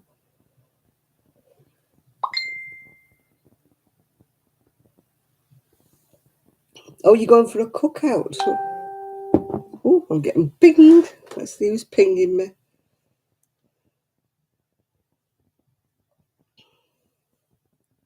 Oh, it's just the ladies saying that they really enjoyed the market day.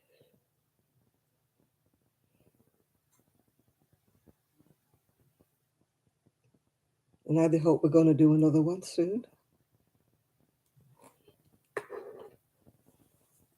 You watching Russell Brand videos? What you going to have in your cookout, Shad? Are you having meat or fish or what you having? Chicken? Fish?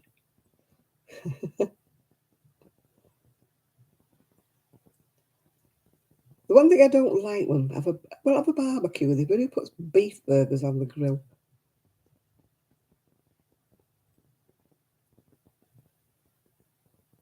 You're going to hang out. You've got to visit this blog, whatever. Or you got to finish the bag. Yeah. No, I hate it when people put beef burgers on the grill. What's the point? Putting cheap meat. You know, if you're going to have a barbecue, do it properly. Get some steak, some chicken, some fish, whatever. Something worth cooking. You know, don't stick me a beef burger on a cheap looking beef burger. I don't want to know. I don't want a hot dog or a burger in a bun. You got to finish it. That's fine, Rose. That's fine. You finish the bag. But I don't understand what this obsession is. They're putting damn beef burgers on a grill. Yeah, ribs. Now that's something decent. Yeah, ribs. Something proper. Yeah, who wants a burger? Over here in UK, they'll say, oh, we're having a barbecue. Yeah, we put hot dogs on. We put beef burgers. And I'm like, ugh, don't bother.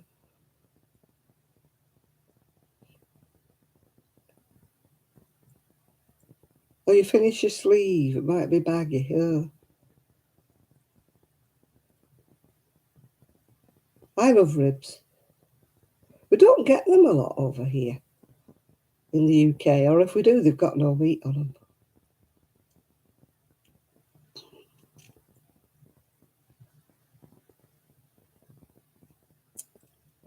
Yeah. Yeah, they sell things like salt and pepper ribs over here from the Chinese takeaway. Salt and pepper ribs or sticky ribs or whatever. I'm not that keen. The ones we get over here have not got much meat on them. They're just more unless you're paying for the bones. I used to be able to buy pork ribs years back, and I used to like them because there was plenty of meat on them.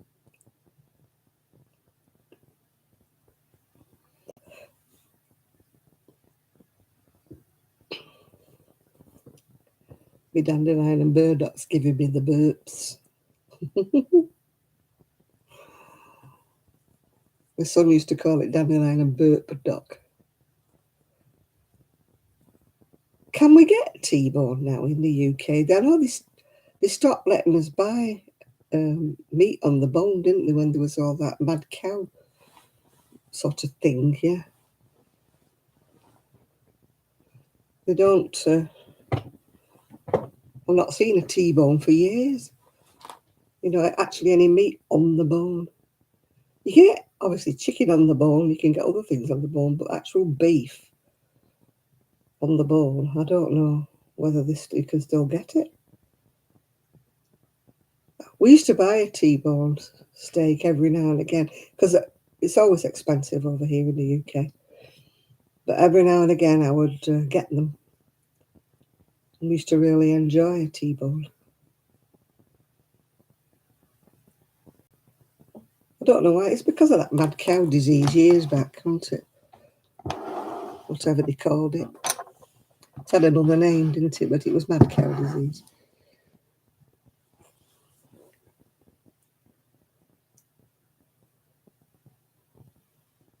It's harder to get mutton these days. I don't think people keep the sheep that long, do they? I used to buy mutton chops to do like in an Irish stew type of, you know, if you bought the neck bone chops and cooked them really, really slow. They made a lovely like kind of Irish stew. But we don't see them the same. Don't see them the same. Mind you, the cheap cuts of meat these days are not cheap anymore. I can remember at one time, if you wanted brisket, they practically gave it to you at the butcher's because they couldn't get rid of it. If you said, have you got any brisket, they'd sort of welcome you with open arms and you get a whopping big piece. But now it's nearly as dear as ordinary beef. Everybody's cottoned on to the idea. There's no such thing like as cheap meat anymore, cheap beef. You know, the cheaper cuts and stuff, yeah. I mean, everybody used to want the prime cuts off the animal, off the beast. But now everything is expensive. You know, even lamb, if you got bits of lamb that nobody wanted, like, or the mutton, it used to be really cheap. And rabbit, used to buy rabbit. Rabbit used to be cheap as well. But nowadays, there's no such thing as a cheap piece of meat. And a leg of lamb, my God, you have to mortgage your house with one of those. I used to buy a big leg of lamb. And I'm not saying we never really had much money, but I used to be able to buy a big leg of lamb. And you could make about 3 or 4 meals off this one big piece of lamb. Now, if you get a piece of lamb, it's about that big and it lasts you once, if you're lucky.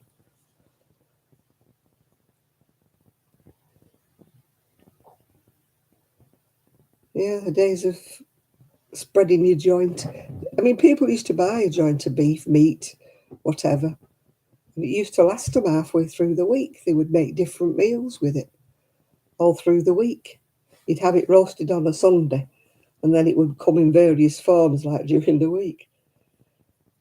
And like at the end of the week, when it was nearly all done, you'd get like rissoles or something where they would grind it all up, mix it up with potato and veggies and fry it into little things, yeah. And make rissoles with it. So more or less your joint of meat that you bought on a weekend would last you all the week. That's the way they used to do it. Stick it in a stew, stick it in whatever, yeah. And you never threw the bones away. You always made soup. You know, you made broth with the bones and put vegetables in it. And even though there might not have been any meat in it, you had the stuff from the bones used to boil them up. You know. But now you couldn't afford the leg of lamb or the piece of beef in the first place. You know.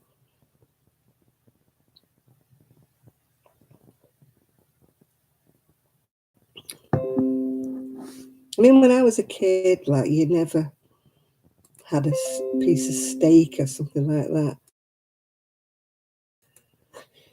It was always, frozen.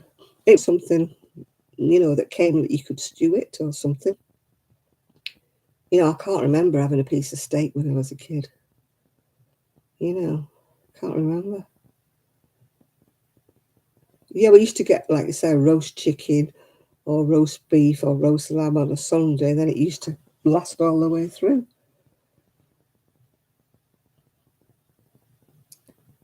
Yeah, I used to buy a full chicken even though I lived on my own. I'd buy quite a biggish chicken. Because my dad used to say, don't bother buying a little chicken because it's all bone. He used to buy a bigger chicken.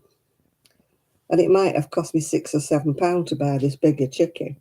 But it would kind of last me all through the week, you know, in various disguises like chicken sandwiches. You know, I'd have cold chicken with chips one day, and then you'd, like you say, make a stew with some of it, make soup with some of it. So even though it had cost me like £6 or £7 for this chicken, it would last me like all through the week with some potatoes and carrots and bits and pieces. And that's what I used to do, yeah. And if I made soup, that would last me 2 or 3 days because I used to put it in the fridge, the leftovers. I could literally make a whole week with one chicken. But of course I don't cook here, so I don't do it yet. When they start going away for the summer, you know, and I'm on my own for the weekends, I will start doing something. Something more. Yeah, I like making corned beef hash. I like making, like you said, stew. I make stew. Um, I prefer to do it, I know, in the saucepan. I don't know why. These slow cookers, it doesn't kind of taste the same. I don't know why. My daughter-in-law loves the slow cooker. She puts everything in the slow cooker. And, you know, to me, I'd rather have chicken stew like in a saucepan. Um, you know, make it that way, which I'm going to do when they're not here. I make a big pan of chicken soup and then that'll do me till they come back again. I love homemade chicken soup with vegetables in it and stuff. You know, Everything but the kitchen sink, you know. Bit of cabbage, bit of peas, carrots, whatever, onions. And I like leek and potato soup. That's another thing I used to do. I don't cook here. My cooking is not slimming, healthy cooking. My cooking's more stodge podge economy. Things that last you through the week, you know. And also, I don't put a load of spices and God knows what in it, herbs. I don't like all that sort of stuff. I like salt, pepper, and that's about it. But everything has to have a bit of in it or whatever in it here. We don't get plain.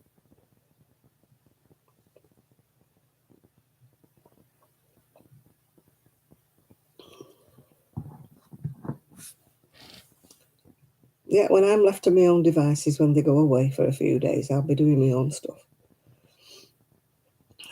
I like baking hot pot as well. Do you like baking hot pot? I do. Layers of bacon, potatoes, onions, and then I put a white sauce over, seasoned with nutmeg and lovely. It's nice, really nice. But you see, it's plain. It doesn't have any tasting to other people.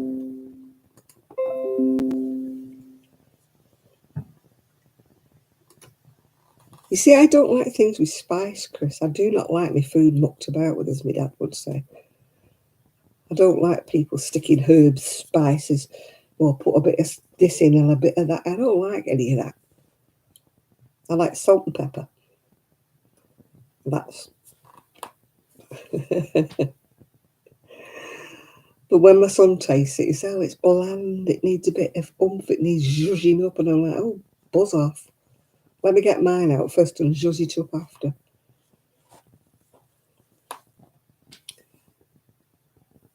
I don't mind a bit of spicy food now and again, but I don't want everything with the kitchen sink chucked in my dinner.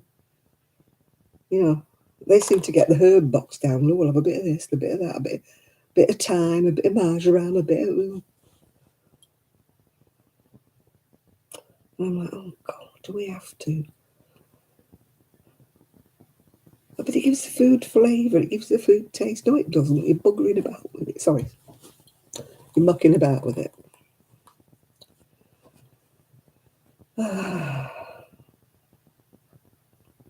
Nope, I'm just plain. Plain and simple.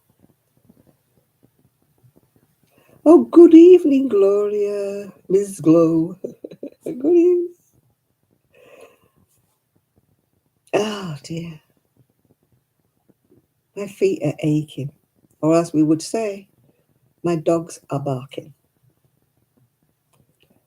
So if somebody says to you, my dogs are barking, it doesn't mean the dogs like their pets. It means the feet are hurted. The dogs are barking. I could just do a stick in him. I've got a foot bath actually, but it's in the other room. Just do a stick in him in a foot bath.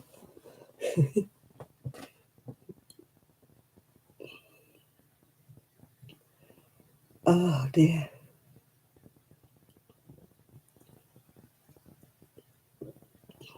You're late, are you? Well, better late than never. That's what we always say, isn't it, ladies and gents? We always say, better late than never.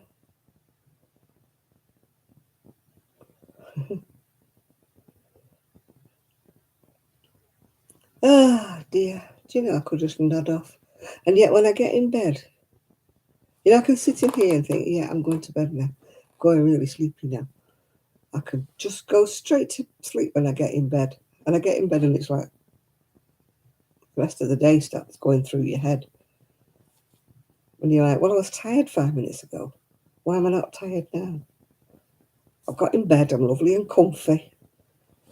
And my eyes go, ha ha, fooled you. You thought you were sleeping, didn't you? Fooled you. And then you start, right, I'm going to sleep now. I'm going to think nice thoughts. I have a little fire stick, what do you call them? Not a fire stick, what do you call them? Kindle Fire, that's it. I've got one of them, so sometimes I put YouTube on, look for a short story. I listen to about half of every short story. I never hear the ends because I go to sleep. And then the following day, I can't remember what I was watching. And oh yeah, I can fall asleep, but then I never hear the ends of the books, Chris, because I never listen to the other half. I've listened to more halves of is it Conan Doyle? Was he called like the Mysteries of Sherlock Holmes? I've listened to more halves of Sherlock Holmes. Yeah. I can't put music on because if I put music on, I waken up. Yeah. Hi, Sandra. Yeah, there's something about music that makes me waken up. Yeah, you have to try and find, if you try and remember what you were actually listening to, try and find the end of it the following day. And then you think, now, was it this one I was listening to? Who was it? What was it? Then you have to try and find out where you fell asleep, don't you?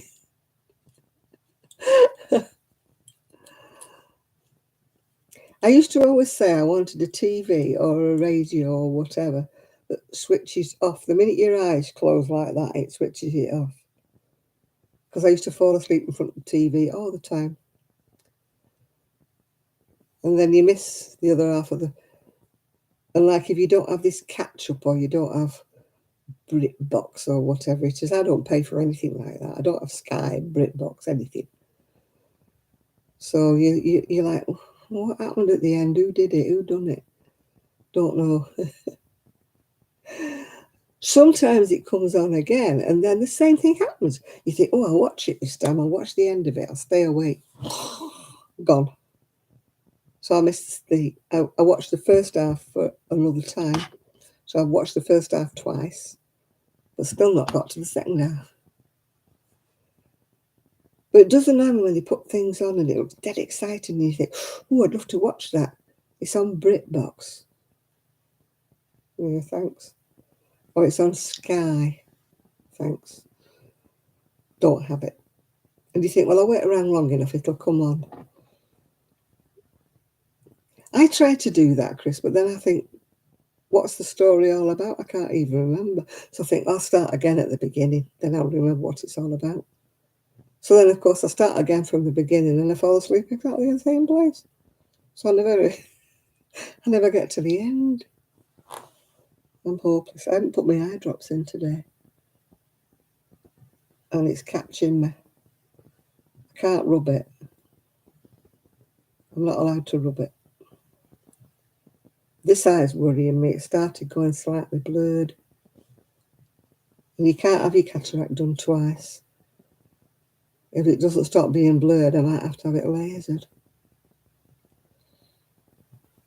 I was reading up about it. Partly, it could be a teeny weeny bit of the old cataract that's been left in when they suck it all out. Sorry if you're eating. But when they suck it all out and hoover it all out, if they just miss a tiny little bit, it can start, like clouding over again. I'm thinking, oh God, I don't want to go back again. I've got an eye appointment in April, so I'm hoping that they'll say, oh, it's fine, it's just something and nothing.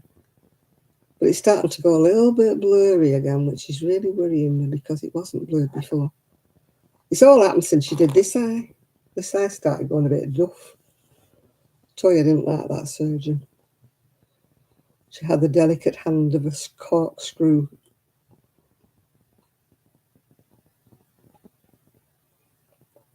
I bet she was a dab hand at getting a cork out of a bottle of wine, I tell you.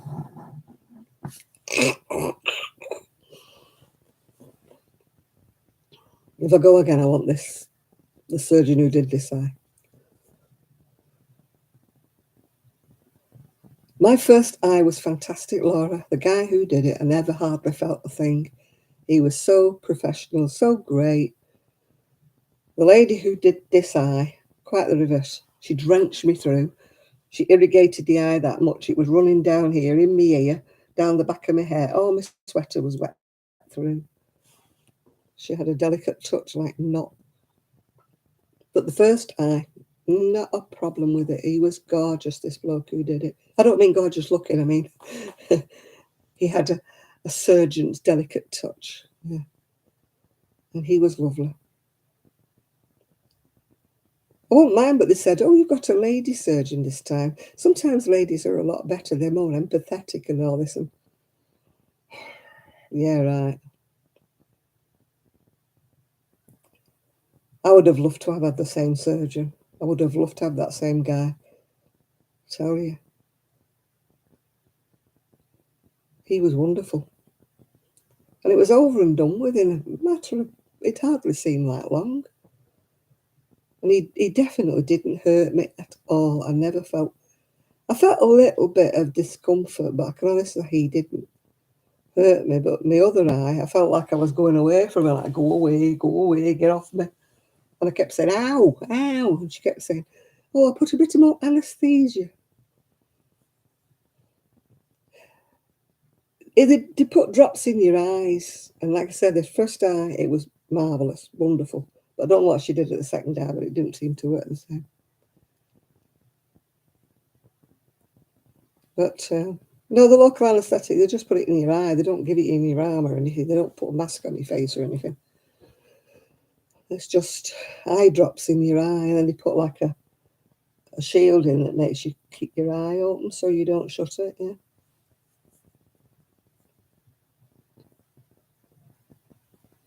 And you can't see anything. All you can see is a bright light. Because I thought, oh, I'll see him coming towards me, you know. But I didn't, honestly, I didn't see anything.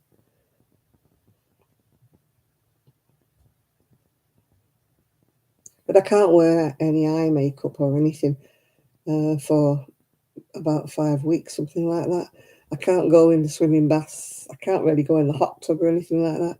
I have to have a shower with goggles on. I have to wear swimming goggles because you can't get soap in your eyes or anything like that. Otherwise, it stings, and you know. So I'm shampooing my hair backwards in the shower like that, wearing my swimming goggles. My son saw them on the bathroom window bottom, and he said, "I didn't know you were swimming." I said, "I'm not. I'm washing my hair." Oh, thank you, John. We do try. Yeah. Some may say we are very trying, but we do try. With fringes in my eyes.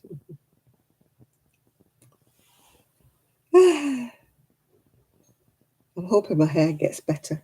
It's very bitty. Look, it's all breaking off. Oh, here comes Rosie again. Hello, Rosie. Hello, little girl. What do you want? You come to say hello? You come to say hello to me? Hey, you're a good girlie, aren't you? You're going back again? Hey? Yes, I know, pretty girl. What are you doing? What are you doing, pretty girl? Hey? What's you doing? Hey? You my pretty girl? She comes in to see me, but she's not like Poppy. She doesn't stay around long. And she's gone. Left the door wide open, and she's gone.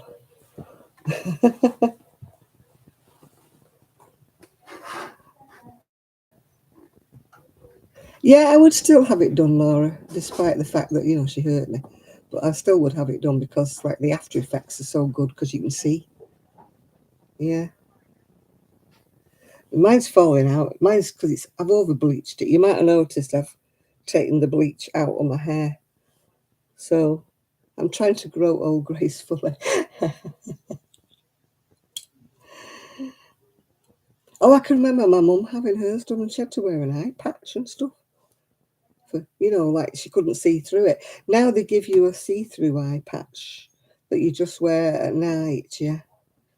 Um, but it's more or less kind of instantaneous. I say about a day or so being blurry, and then it slowly clears. Oh gosh, I'm going to shut the door again. I wish somebody'd teach this dog to close the door.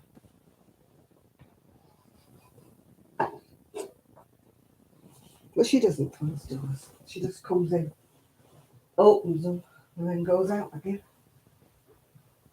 Oh.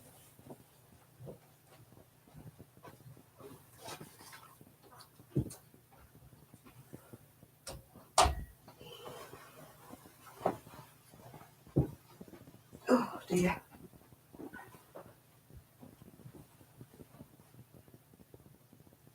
Just checking that Trixie didn't leave me any parcels and presents. But it doesn't appear that she did.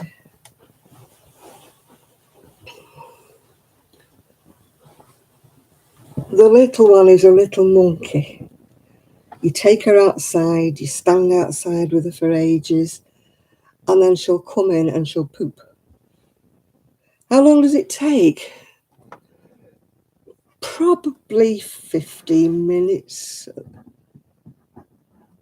It didn't hurt much, but you've got to resist the urge to itch it because you can't rub it or do anything because you could disturb the lens before it implants. So it does. It hurt a bit. This one didn't hurt at all. This one hurt a bit the first day.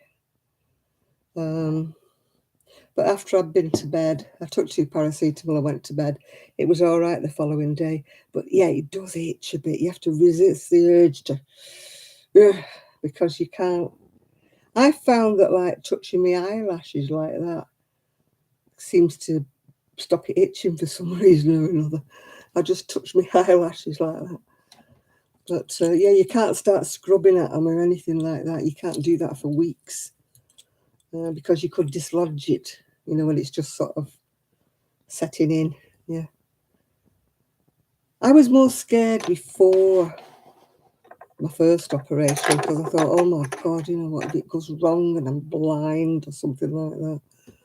And they were doing my good eye. And I thought, oh my God. I must admit, when I first took everything off this, I kept saying, I can't see, I'm blind, I can't see anything. And I really thought she'd blinded me because I couldn't see anything at all. And they kept saying, no, it's fine, we'll put some drops in and you'll be fine. And I'm thinking, they're sending me out of here and I can't see. But by the time I got to the recovery room kind of thing, I could see blurry a bit. I thought, oh, it's coming back. It was a bit panicky, because this eye I saw right away. But with this eye, I thought, oh, she's blinded me. Oh, what am I going to do with one eye? And I'm like, is it normal? I can't see. And she's going, you're fine, don't worry about it. So she put these drops in and some gooey stuff in. So, but it was a bit, just for that few seconds, it was scary. It was like, oh my God, what's she done to me? But it was okay after that. Yeah, I have to put them in. One lot of drops, I put them in 4 times a day, but I'm behind with them because I've been out all day and I didn't take them with me. And the other ones I just put in morning and night, yeah. Well, I have to put my own in. My head back and tilt my eye open and drop it in. One lot stings though. Ooh. You're like, but I'm sure all will be well. I've got to go back in April to the opticians to get them checked out. So that should be fine. I'll be right on the right. I'm very philosophical about anything. Operation-wise, I don't really worry about anything. I mean, my back operation was 50-50 whether it would work or it would be paralysing me. But then they told me that if I didn't have it done, I would be more than 50% chance of being paralysed if I didn't have the op. And my friend's going, oh, you're so brave. I couldn't have done that if there's only 50% chance of it working. I said, well, 50% chance is better than no chance, isn't it, I see perfectly well without my glasses, but I am going to get some reading glasses because I don't want to, strain my eyes, yeah. The craft fair, I didn't sell a lot, but I wasn't expecting to. But I made some fantastic friends. Great bunch of ladies. We made some friends. And we're going to all meet up, and stay in touch and, help each other out and stuff. So, yes, it was a good day. Good day. As I say, I wasn't expecting loads of sales. I knew I wouldn't get them. Because my stuff's big stuff, isn't it? I don't sell little bunnies and little things that they sell for pennies and stuff. I don't sell things like that. So, There was a good variety of things there.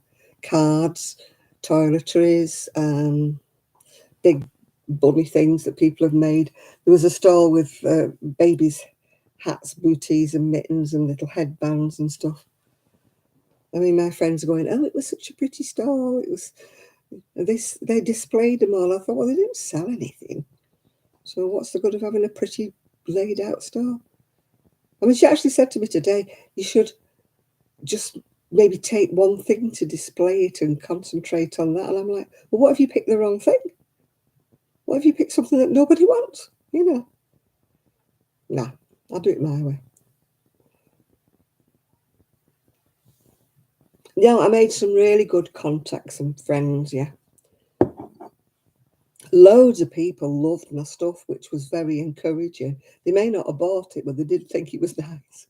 Have you made all this? Oh, it's wonderful, it's lovely, it's gorgeous. So at least, you know, I did get nice feedback, which, you know, when you're crocheting, you never know, do you, whether people will like your things or not, or whether people will think your work's trashy or not good enough or something like that. But everybody loved my work. It was just that I don't think they went with money. I don't think a lot of people didn't sell much, you know, even the stalls didn't sell much. But we had a good laugh. I mean, it turned out that like the two ladies that we got really friendly with came from near where I came from. So we were all like northerners together, if you know what I mean. And we were all like, oh, you come from such a place. Do you know so-and-so? Do you know such money? So it was a really good, and they were so funny. We had a really good laugh, yeah. And they only live just round here, you know, within striking distance, yeah. So I was like, yeah, I made some friends, made some new friends. But it's so funny that nobody actually lives kind of or was born in Fleetwood. Nobody came from here. They all came from some other place, yeah. It's a right sort of melting pot here. Very few people, when you say, were you born in Fleetwood? And they go, no, I come from such a place, so and so. I've hardly met anybody who's actually from Fleetwood. We're all kind of imports, if you're with me. Oh gosh, don't talk about the gas and the electric prices. I mean, I don't drive a car, thankfully. But everybody that drives a car's talking about the price of petrol going up. But our heating and, I mean, my son lit my fire. And like yesterday was a gorgeous day, so I hung all my washing outside on the line instead of using the tumble dryer. I said to my son, see, I've saved a bit of electric today. I've let the sun dry me, the sun and the wind dry me clothes today. I haven't used any electric apart from the washing machine. Because our washing machine, things come out of there quite wet. And you have to put the tumble dryer on like twice to get them dry, if you know what I mean. But they dried lovely on the line. Well, a couple of them were a bit damp when I brought them in.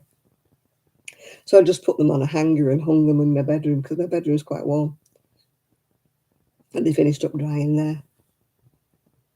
But I'd rather line dry. I mean, we live near the sea, so everything smells quite nice when it comes in. You know, you get that sort of a bit of a salt from the sea air blowing in, you know, nice, fresh kind of smell when you dry your laundry outside, yeah.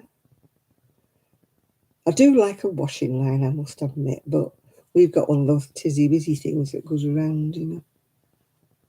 It takes ages for the things in the middle to dry, yeah. Well, we've only had, this last 2 days, today you could have dried things. In fact, my daughter-in-law put the towels on the line, yeah. Yeah, she put her towels out. Because I said to my son, I said, I'm saving electric, I'm putting things on the line. So I don't know whether it resonated with them, because I noticed my daughter-in-law had put her towels out on the line today when I came back from the fair. But it was a shame to waste a good day. Such a lovely day. I mean, I've actually bought, I think I told you, like a clothes area that's flat, but it opens out like that. I'm going to use that in the summer. I'm going to stick it outside. You know, if I'm only washing underwear or something, just put all my underwear on. Yeah, I need to do my bedding, actually. I need to do it. I didn't do it last week. So, well, I was going to do it last week, but my daughter-in-law was using the machine. So I didn't do it. But if it's nice tomorrow, I might take the bedding off and put it in the washer. Yeah. Oh, yeah. I used to love when my son had proper terry nappies. Nothing nicer is than a row of lovely white nappies. And you used to judge people, you know, I'd go past some people's houses and think, ooh, their nappies are a bit grey. They look a bit... Mine was snowy white. They might have been a bit bald towards the end because it took me ages to, you know, potty train him. But they might have been a bit bald, but they were beautifully white. Nothing nice. Same with my towels. I won't wash my white towels with anything else. They only get washed with white. Because there's nothing worse than a white towel that looks grey. Oh, can't cope with it, no. Same with my tea towels. They're a bit grey because she puts them in with all the other washing. But I used to only ever put my tea towels in with my whites. I used to do a whitewash. I used to save my tea towels and my dishcloths and put them all in with my white towels and wash them all. I love white clothes to be white, yeah. Oh, my mum used to go to a laundry. It was in the swimming baths, the back of the swimming baths. Hi, Barbara. And they used to have big drying racks where you pulled them out like that and you put your clothes on. And every so often something would drop off and you used to have to get the chappie with a great big long pole to come and fish out you whatever had dropped off, and it would come out full of fluff, yeah.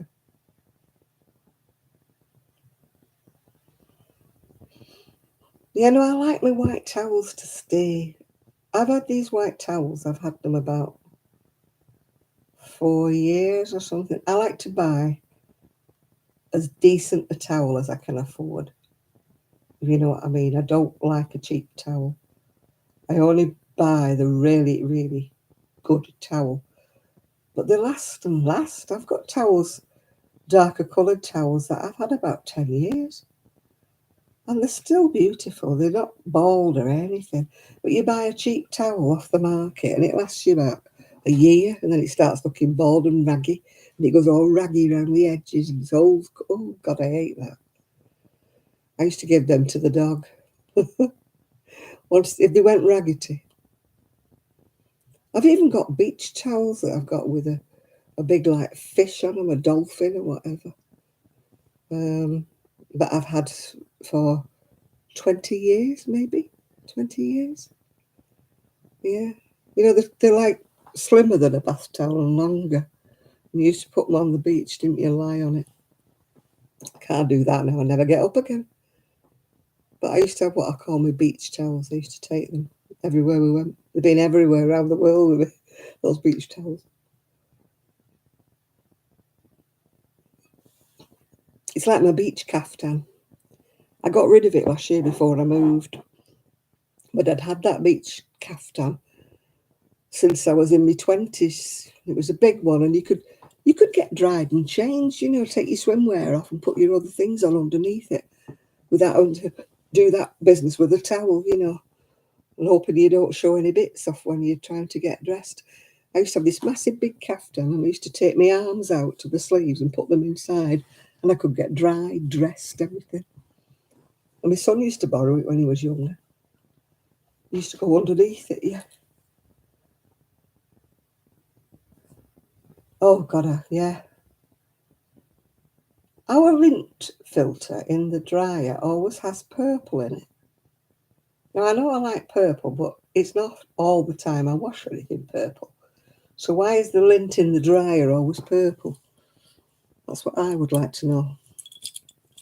I think somebody dries purple overnight and doesn't empty the filter.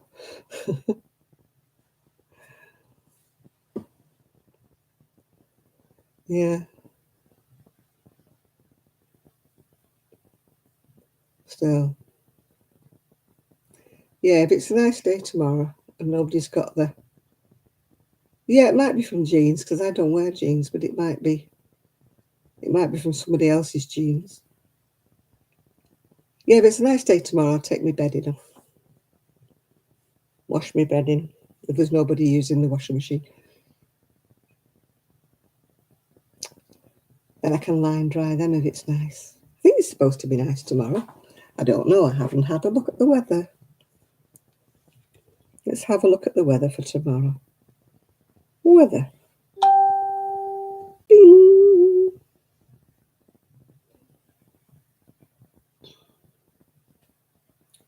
Tomorrow. Low chance of precipitation. It's sunny. So it looks like I can wash my bedding tomorrow. Has anybody sent me any messages? Oh, give over, Janet. What are you doing? 52 degrees tomorrow, 8 degrees cooler than today. Oh, well, I still do, me. Still do.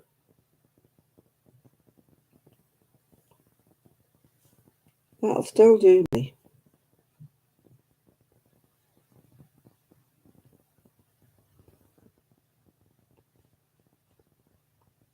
Still do me. No, I've not had any wind here today. No, it's been nice. Nice day. It was a bit windy yesterday, but it was windy and hot, so it blew the washing dry. But I wouldn't call it windy because I was sat outside reading, actually. I thought, this is a lie. Sit outside in the sunshine with your book. I thought, this'll do me. And today was quite nice, but I was indoors all day today. But it was quite a nice day.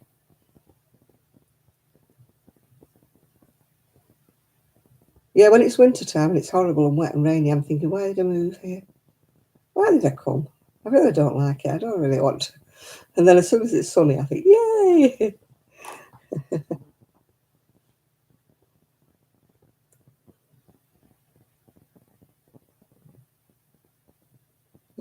A plumber's snake. Yeah, we've got a little baskety thing that you lift out and open it up, and it traps the lint inside it.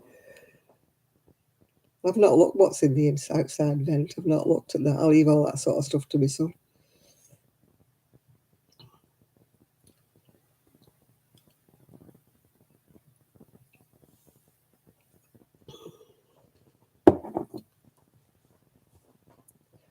When it's sunny and it's gorgeous, I think, yeah, this is the place. I'm glad we moved here.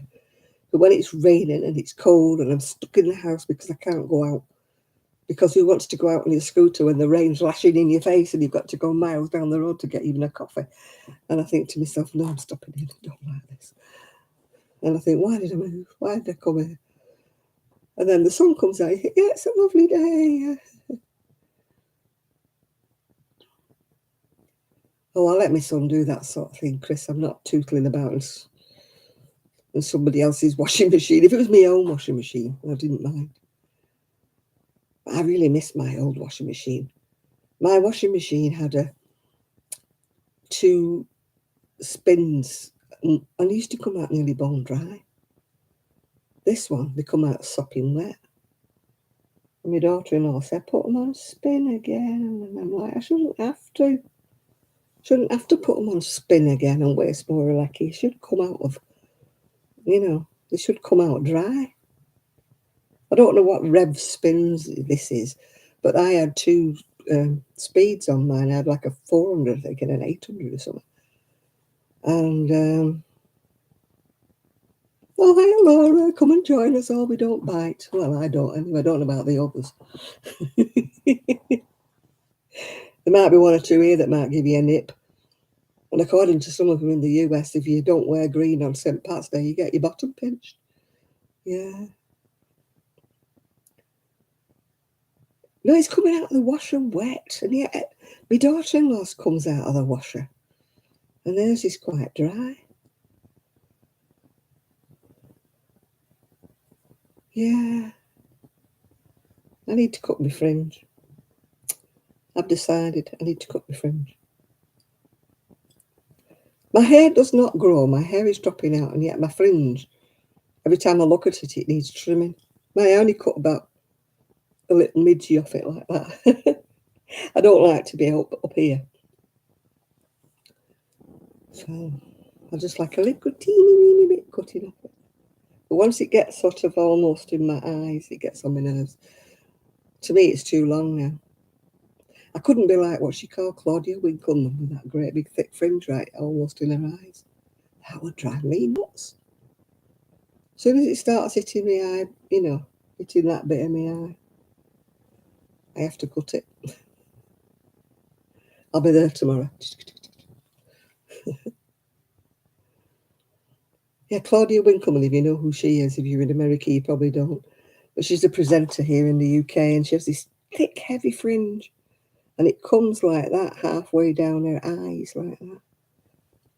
And I don't know how she copes with it. I'm missing my eye makeup. I feel naked. But I can't put any face makeup on at all unless it goes in my eyes. And I definitely can't put mascara on it or anything like that. I think it's about 2 or 3 weeks before I can do anything. I don't wear a lot of makeup, but when I come to do something like this or I go out, I do like a bit of colour. A bit of, so I'm not so pale and interesting. Or in my case, pale and disinteresting. Yeah, I think I'll have a facelift. No. If it takes me all my time to have a cataract operation, I'm sure it wouldn't. I'm sure I'll never have a facelift, but you know what I mean? Bit of sellotape here and there. I know I feel naked without my eyes. I can go all week. I can go out and I can go shopping without my eyes. But if I'm going out like I did today, I felt so undressed, something missing without my eye makeup on. I don't wear a load. I don't like wear massive big black wings or anything like that. But I just like a little bit of, my eyelashes are so pasty. I like just a bit of mascara on, to make them feel a little bit. Yeah, that Christmas packing tape, that that masking tape or whatever it is they put on there. When you're decorating, and they put masking tape to stop your paint going in places it shouldn't. I could stick a bit, couldn't I? Start wearing my hair down over my ears so it doesn't show, yeah. No, my lashes are so, they are dark, but they're sparse now, so I need a bit of, I have never had, I used to envy people with beautiful, long, thick lashes.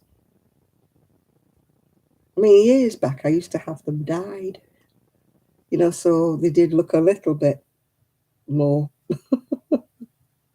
I used to have my eyebrows dyed as well. But look, they're sparse. I'm losing a bit in the middle. I know I should put brown makeup on, shouldn't I? Mine too. They need a good sorting out, a good tweed. I used to have them threaded. There used to be a place in Prestwich that used to do threading. And that used to be great.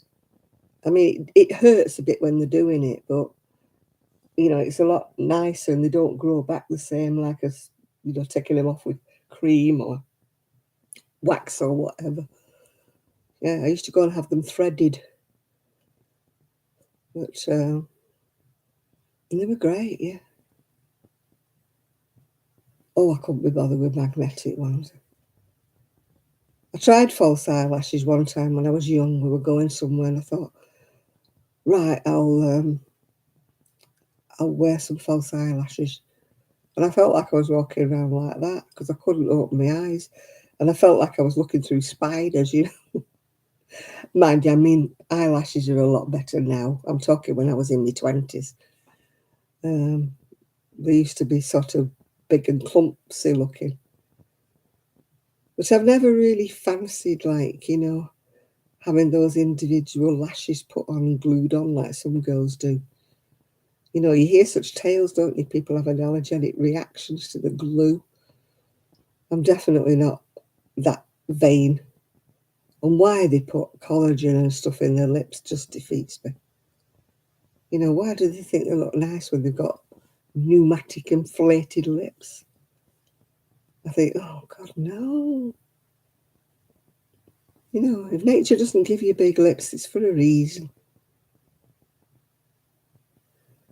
Yeah, if you have little lashes put on, it's fine, but they have those big, obviously fake, don't they? And then they usually have pneumatic lips to match, don't they? No, I couldn't do with anybody messing. I had all microsurgery all there. I think I told you when I was 17 I was attacked and my nose was split from my nose straight down on two sides. I looked like I had a cleft lip. And they had to do microsurgery. And it's all in my lip there and underneath. It's all stitched across like that underneath. So there's no way I would even let anybody put any injections in my lip at all. Yeah. Oh, have you seen those? Their eyebrows, they look like big slugs, don't they? Crawling across their faces. Really dark, you know. No, I just do mine with a bit of eyebrow pencil. And then at least if you don't like it, you can take it off. I mean, can you imagine having your eyebrows tattooed and not liking them? And you're stuck with them then.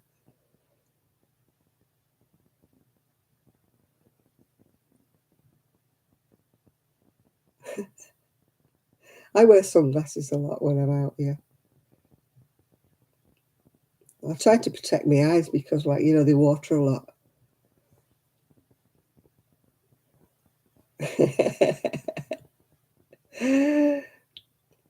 I'm not doing too bad for my age, let's face it. I've seen a lot of ladies with a heck of a lot more wrinkles than me. Or am I just being vain and I've got a mirror, you know, that's like, what do you call it? What was it called? Dorian Gray. Perhaps I have Dorian Gray's mirror. My mirror in my bedroom, I don't look that bad. I think you've made the best of yourself. I'm not saying I'm not great, but you know, when you look in a mirror, you think, you've done the best.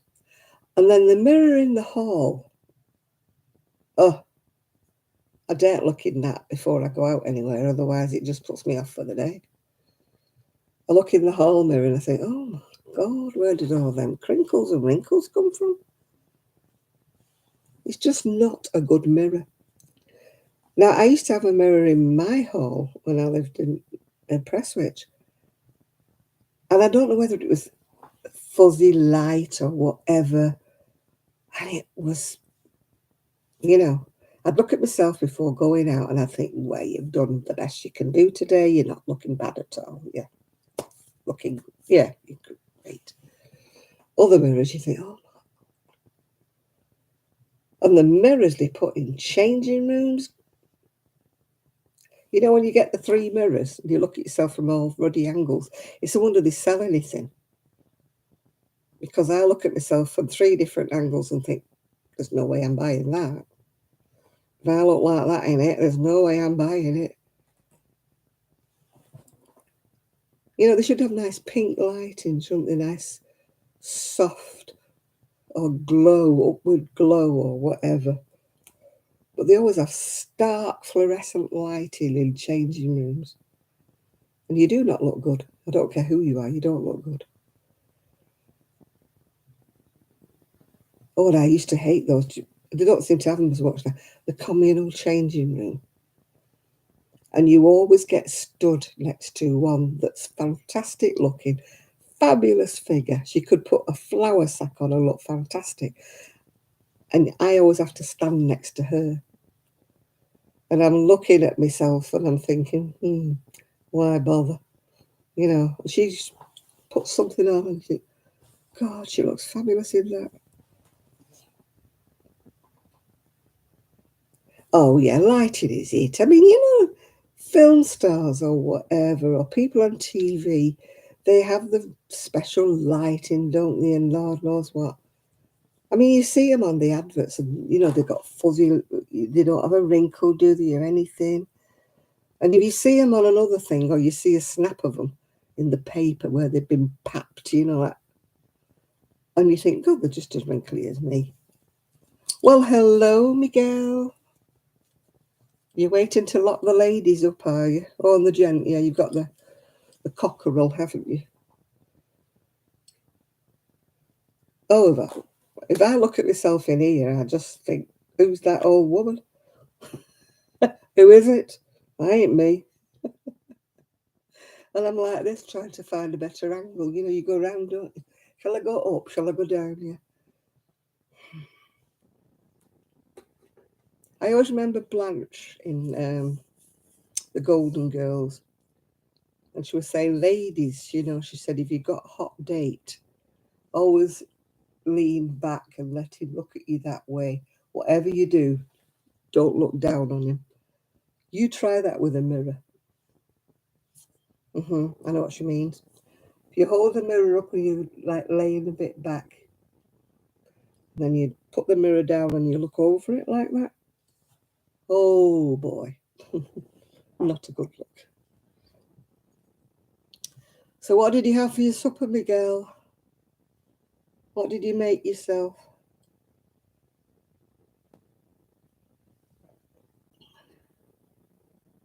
Why do you eat selfies all the time? Yeah.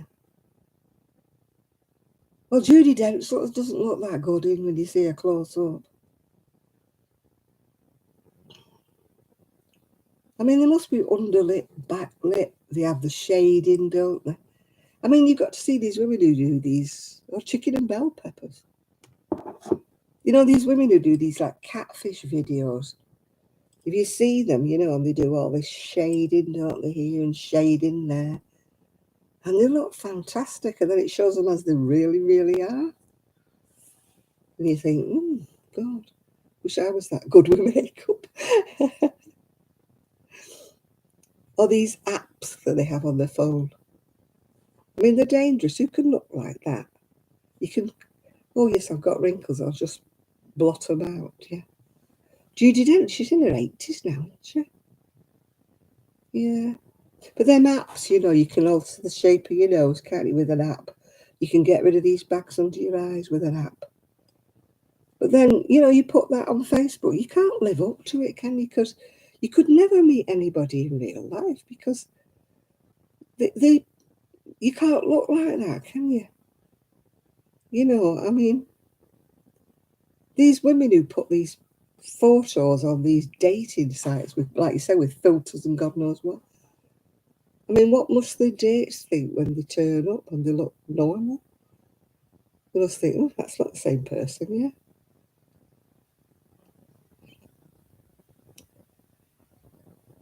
No, they don't look as though they've got a wrinkle, do they, Chris? They just look like somebody smoothed them. I mean, in the old days, didn't they? They used to put sellotape, and somebody, I think it was Betty Davis or somebody like that, used to have a silver chain that used to go under her chin like that, you know, to hold her chin up, like, and it used to be fastened somewhere behind her ears. But I mean, now they couldn't do it with all this 3D camera, high definition stuff. You can't do it the same. It's like warts and all now, isn't it? Yeah. Well, you can see a lot of them do, and they've got that like rubber stuff where they alter the shape of their noses and everything.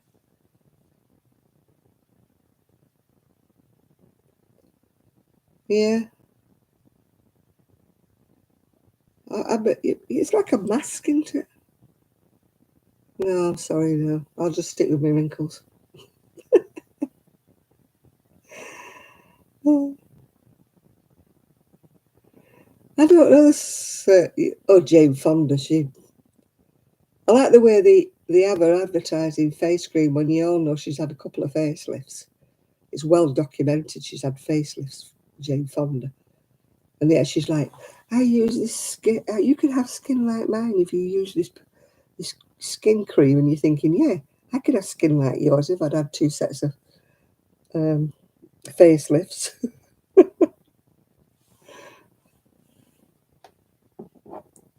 They make you laugh, you know. They're not real women, are they? They're all made up, lifted, shifted.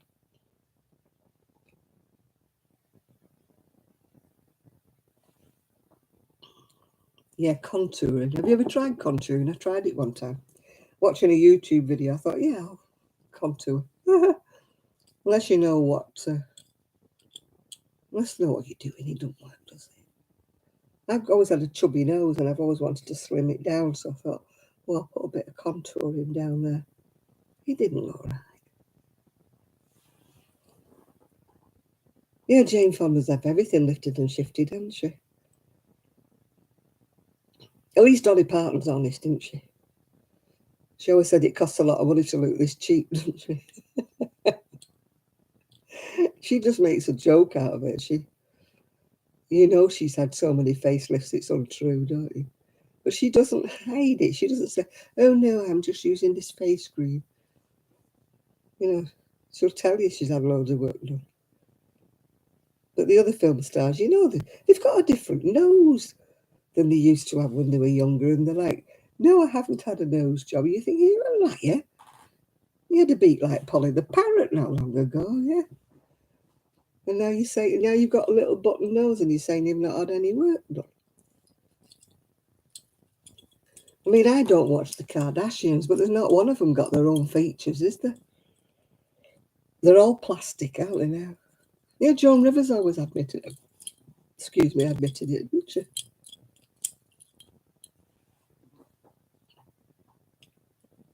It's when they're about 80 and they've got like a wind tunnel face and they say, no, I've not had any work done.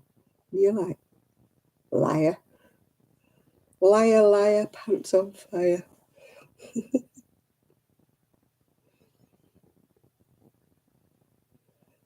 Oh, yeah, it's like when Barry Manilow said he'd walked into a wall and that's why he had to have his nose done. Yeah, right, Barry. Yeah, Cher's the same. I mean, she's had ribs removed and God knows what removed, hasn't she, Cher? Bottom lips, liposuction. The craft fair was great. I didn't sell a lot of stuff, but I made a lot of friends, Enid, so the craft fair was good as far as I was concerned. Sales weren't brilliant, but hey, I didn't go for that. I knew I wouldn't sell a lot. I knew. But it's not what you know, is it? It's who you know. That's the best thing, yeah. So that's what I'm hoping I did some networking, as they call it. Let's network. I'll be talking about pushing the envelope and stuff like that in a bit, won't I? That they do, what's it called? Corporate speech.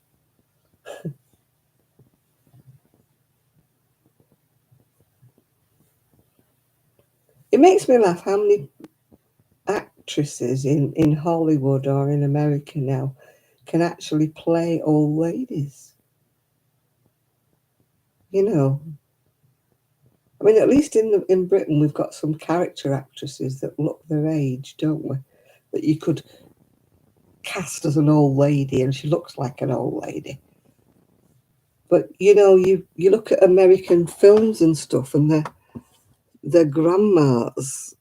You're supposed to believe that that's a grandma. And you're like looking at her and you're thinking, no, she looks about 25. Fake pom-poms. Oh, they'll be having all these other... Yeah, they all want to look alike, don't these American actresses? My phone keeps lighting up. And it keeps ruddy pinging me. In the middle of the night, it's getting on my nerves, this phone. It keeps doing that wolf whistle. Oh, don't talk about pom-poms. Miguel's on here. He don't like pom-poms. Fake or real. There was somebody I wish I could have took my video. My camera just died on me. There was a lady with pictures made with teeny little pom-poms and she'd made them. It was like a picture of Mickey and Minnie and a heart, all done in pom-poms. Yeah, I thought, right, I'm going now to video. Charged my phone up, so I thought last night. I've told you before, my phone's a bit on the side. Gets my phone out, went like that, and he went, low battery, beep, beep, bump, and turned itself off. End of. It's like I took my harp to a party and nobody asked me to play.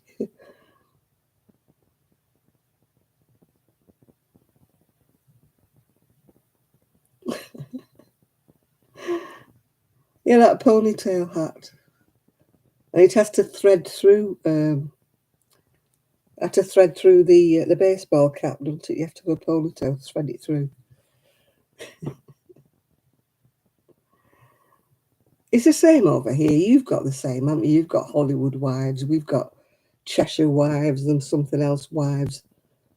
And they're all so fake. You know, they're all lifted, shifted, whatever. They all live in these big houses and they've got nothing else to do. Ladies who lunch, yeah. We had a lot of those in Prestwich, actually. You know, businessmen's wives who have nothing to do all day except have their hair done and their face, their nails done. That must be the sum total of what they do all day. Oh, I'll have my nails done today. I'll have a facial today. They probably got a cleaner. Probably don't ever do anything in the house. Oh, that's Stopford Wives, yeah. That's it, Stepford Wives, the Stopford Wives, whatever. Something like that, wasn't it? When all the wives were robots, yeah.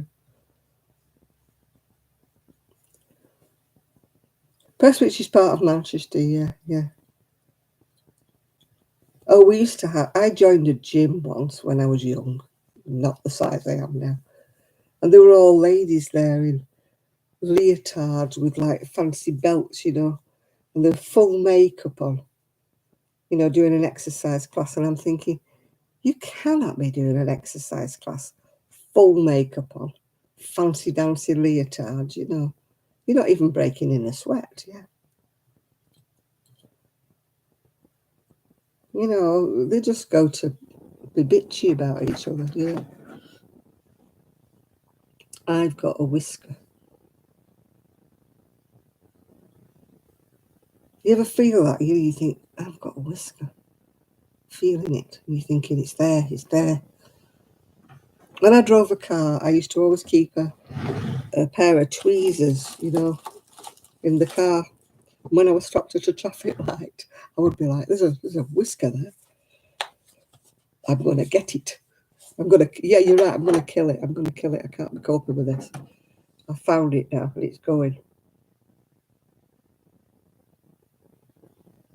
Gone. I've killed it. It's dead.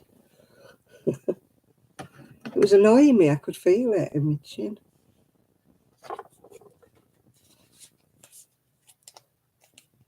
Always keep your instruments handy.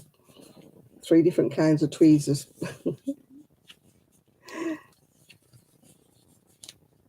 Yeah, I found a whisker. Yeah, sorry if I'm speeding, officer. I found a whisker.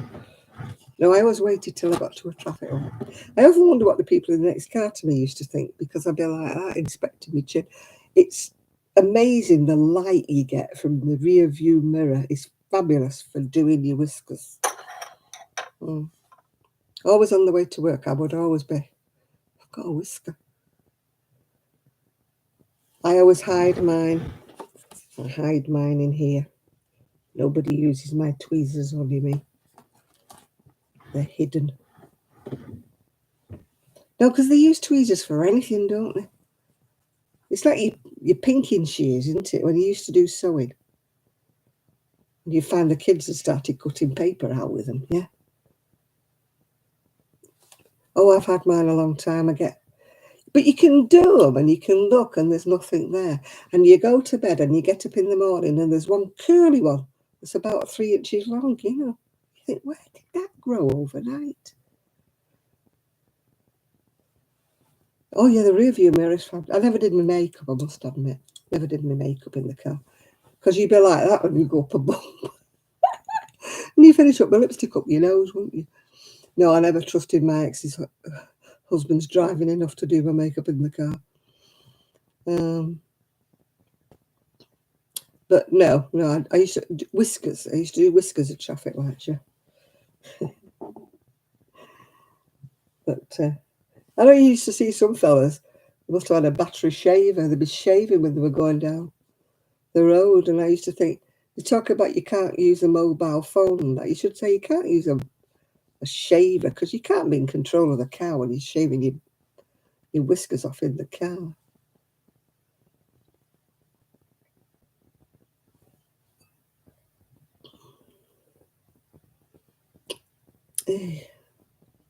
Yeah, I've seen girls doing, how can you do your mascara, when you're going along the road,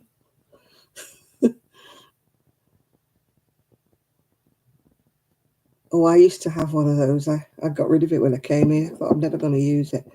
One of those things that you put over your legs and it rolls over and it pulls over. What's it called? Epilator. That is torture. You used to roll it over your legs and it used to be pulling the hairs out of your legs. Oh my God, no. No, I felt like it was ripping the skin off my legs. Oh, they do epilators, I do not know.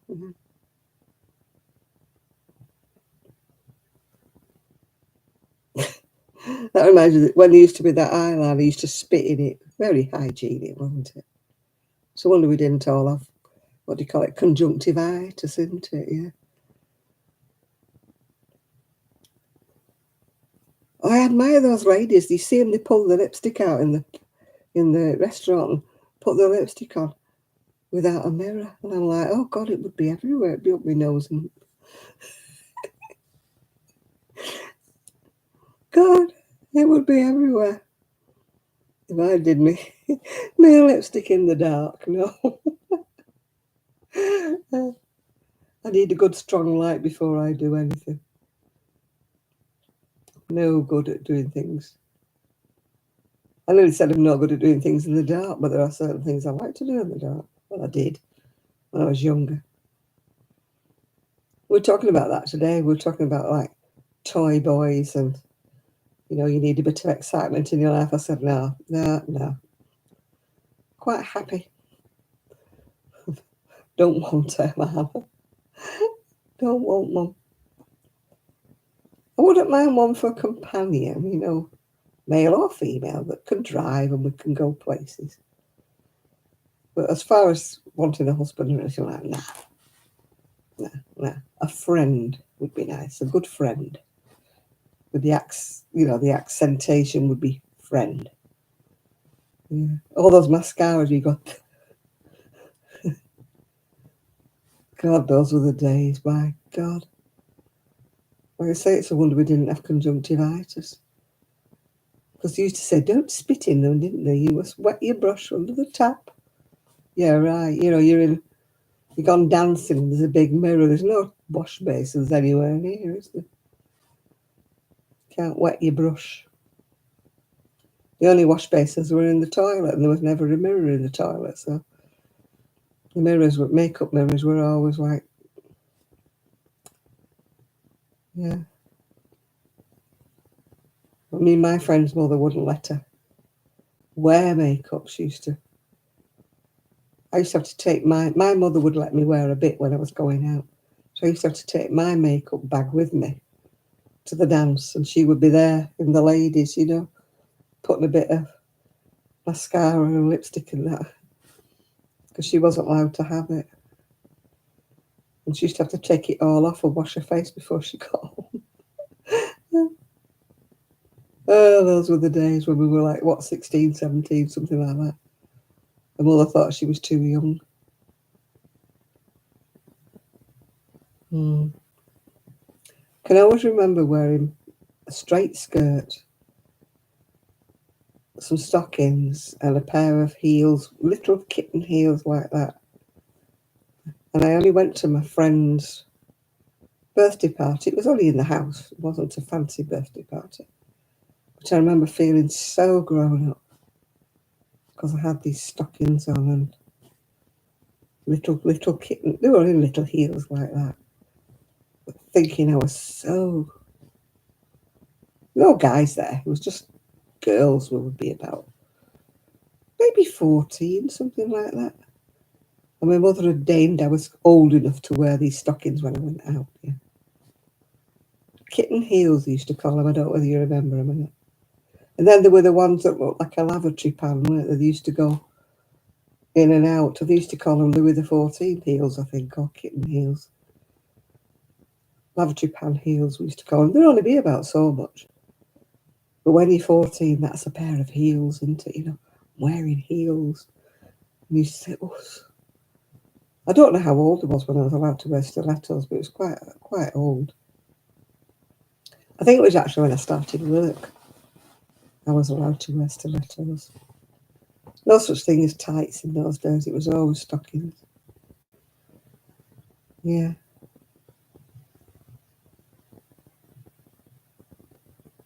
And I don't think we had squash heels. No, we had kitten heels and like. Oh, you used to do the bunny hop to get on.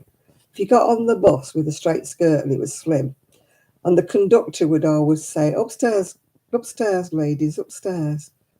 And you used to have to hop like a bunny. Hop, hop, hop, hop, hop, because you couldn't. Or you'd walk sideways like a crab to try and get your legs like up. You couldn't walk normally because your skirt would be that tight.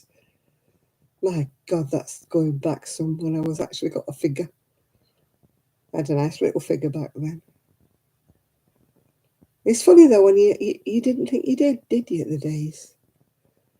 You know, you didn't think you had a nice figure. You didn't think you had nice hair or anything.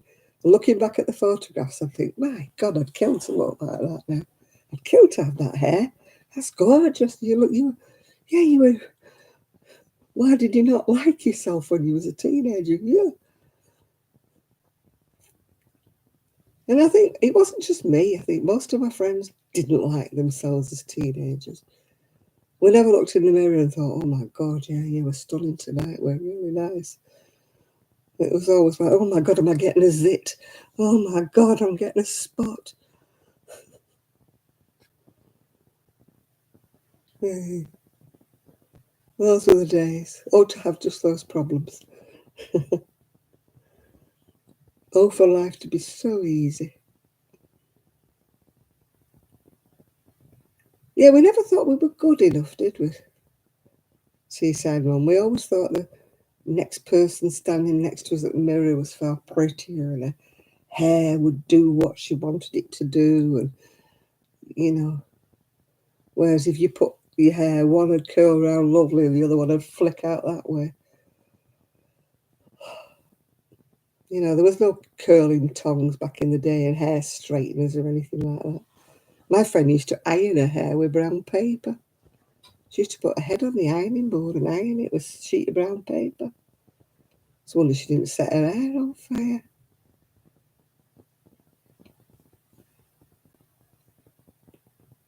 My dad used to laugh. He used to say, you just spent 2.5 hours getting yourself ready. You're only out for about 2 hours and then you come back, yeah? Oh, yeah, we were told, yeah, don't get airs and graces, wasn't it? You know, don't get a penny on yourself. And I used to be like that. And my mother used to say, do you think you are Lady Jane? You know, you've got the looks that God gave you with, so you should be happy with them. Oh. I can remember sitting all day with hair rollers in and a headscarf. Yeah. And that sticky hair setting. Do you remember Dippity Doo, was it called? It was like green, blue goo it was. And your hair used to be set like concrete. When you took the rollers out, you were trying to comb through it all. Yeah, setting lotion was like concrete back in the day, wasn't it? Dear me. Yeah, going to bed in, or worse still, those pin curl things where you used to curl your hair and put a pin, a grip either way. Oh. You had Dippity Doo, did you? It was like green glue, weren't it? A marmy. And hair lacquer used to come in a bottle, used to put it in a spray bottle. And if you squeezed too hard, it came out in a big glop. My hair was never thick enough to use orange juice cans for hair rollers. No, I used to always have to use rollers. And then I got the Calm and electric roller. We all remember them, don't we? Oh, I thought it was the bee's knees when I got my Calm and rollers. I begged my mum for a set, and she got me a set for Christmas. Yeah, they used to burn your head if you weren't careful. I mean, nowadays they're a lot better.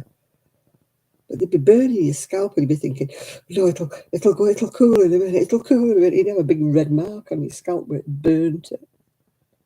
All the things we did for vanity. Yeah, electric. Yeah, they used to steam, didn't they, the rollers? Yeah, forgotten about that. Yeah, Calm and rollers. They were quite expensive for the day. I remember my mum buying me. I think she bought me a set for Christmas on my birthday. I'd asked for them. She'd said no, she weren't buying them. And then I think it was Christmas morning. I opened a set of Calm and rollers. Oh, waiting while the little dot in the middle went black, so you could put them in your hair. Oh dear, those were the days. I've got electric curlers, but they're from Boots's. I bought them about 5 years ago, something like that. I don't use them anymore, but I brought them with me. I had about 3 sets at one time, all from various stages of my lifetime. I just kept one set. When I got here, I'd lost the stabber things. I had to buy some new stabbers. I'd lost the things to hold them in your hair.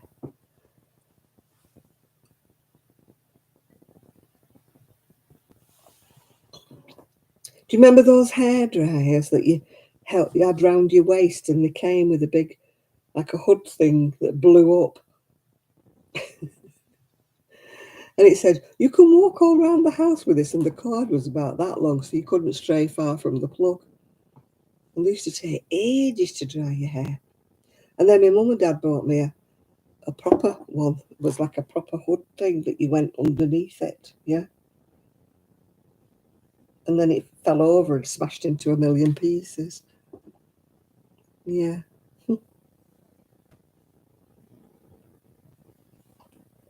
Well, as you can see, I don't do much with my hair now, as you can see. I can honestly say, no, I can't do hair. I'm not very good at doing hair. Back in the day, I used to have a false coronet of curls, that you used to put on top of your own hair. You used to put your own hair up in a ponytail, put this coronet of curls like on top of your head.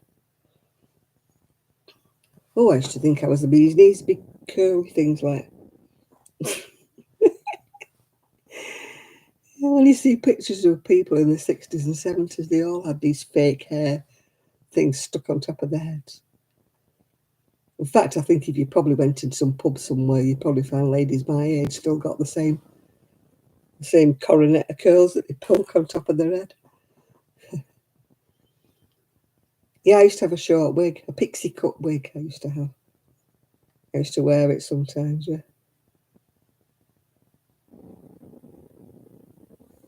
Oh God, now they have those that clip in individual, don't they, so you can't tell. I used to have a big hair extension that was on a clip that you'd put in your hair and comb your hair over it. Long, long ponytail it was. Paid a fortune for it. It was real hair and everything. But I've always had flimsy hair. I always had thin hair. I couldn't be bothered these days. Couldn't be bothered with all them fake bits in my head. And my friend, one of the girls she works with mine, she's only in her 20s. She's had all those hair extensions put in and that. I mean, they're so expensive, aren't they? They don't last that long. Oh, we always wondered about you, John. Did you make a good girl? Oh, I used to backcomb my hair within an inch of its life. That's probably why there's none of it now.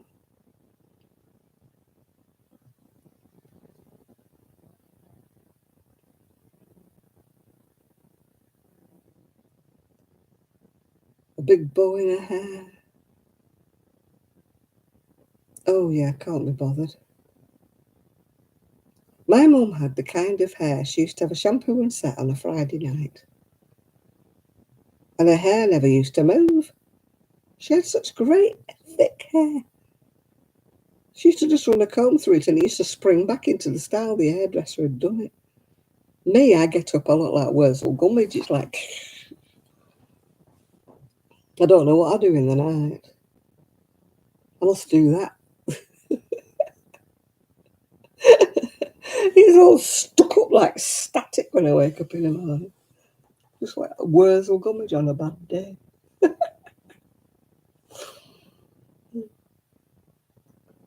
I could never wake up if I had a lover. I don't, but I don't want one. But if I had a lover, I could never wake up and look at him and smile. And he'd be looking at me thinking, what the heck have I just woke up with? She didn't look like that when we got in bed last night. She looked a lot better.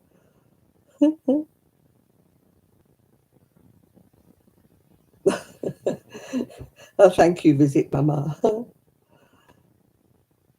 Hello, Proverbs. How are you doing? Oh, gosh, yeah. You know, you see these adverts, don't they? Oh, the ones who wake up and they've got, like, makeup on. I've accidentally gone to bed wearing makeup when I've been a little bit drunk in my youth. You know, and I wake up like a panda. I don't wake up looking like I'm still in the makeup. No. I wake up like I've gone like that in the night, you know. And it's all here like a panda. And my hair stuck on end. And, you know, if I had a lover, he'd be going, oh my giddy aunt, what the heck's that? Where's the wonderful lady I went to bed with last night and woke up with a scarecrow? Oh dear. I'd have to if I woke up before him, I'd have to slide out of bed, go to the bathroom and at least try and comb my hair or do something. Try and look a bit more decent when I got back in bed again. Pretend I'd just been for a wee. Oh, I couldn't be coping with that. If I wore makeup in bed, it's an accident. It's usually because, which is well, it never happens these days, but on the odd occasion, you know, I've gone to bed wearing makeup because I've been a bit drunk the night before. And you stole the words. Yeah, I don't eat the pillow now, but I don't know what kind of bed you call. We call them a double bed. I can't understand what a queen size bed and all this jazz is in America, but I have a double bed, and I can start at one side and finish up at the other side. I mean, one time I finished up upside down with my head under my feet on the pillow. Oh, how do you manage that? I think I'm what they call a restless sleeper. You know, arm out, leg out. As I say, it's a good job I sleep alone. It's a good job. I'd probably kill anybody that was sleeping with me. I always start off on the side nearest the wardrobe and I finish up on the side nearest the window. I must. And then another time I woke up and I couldn't move and I'd roll myself up in the duvet, you know, like a sausage roll. I was like, shh, in the duvet and I couldn't move. I was like, oh, what's happening? And I had to kind of unroll myself, trying to get out my duvet. I was just like, oh dear. And I couldn't work out, you know, you're half asleep. Couldn't work out how to unravel myself. The things you do in your sleep. Yeah, I was definitely a burrito, a sausage roll. I was definitely rolled up like that.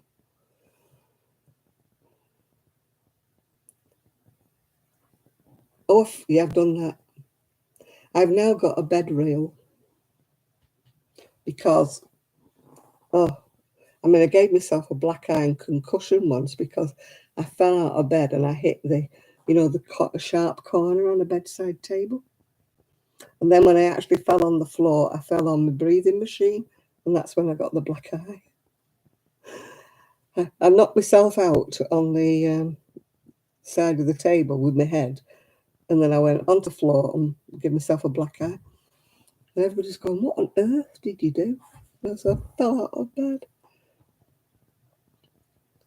So now I have a bed rail. So I often feel myself rolling into the bed rail. So it's a good job it's there, because if I didn't roll into the bed rail, I would probably roll straight out. Yeah.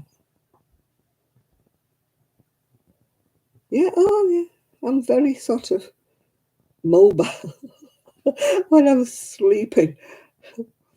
I used to go out with a guy once, and he was absolutely fantastic sleeper. He used to cross his arms like that, and he used to go to sleep like that, and he never moved. If he woke up in the morning, he was still like that with his arms folded like that, fast asleep. I don't know how he did it. He never moved. So I wonder I didn't kill him, because I was all over the bed on the other side.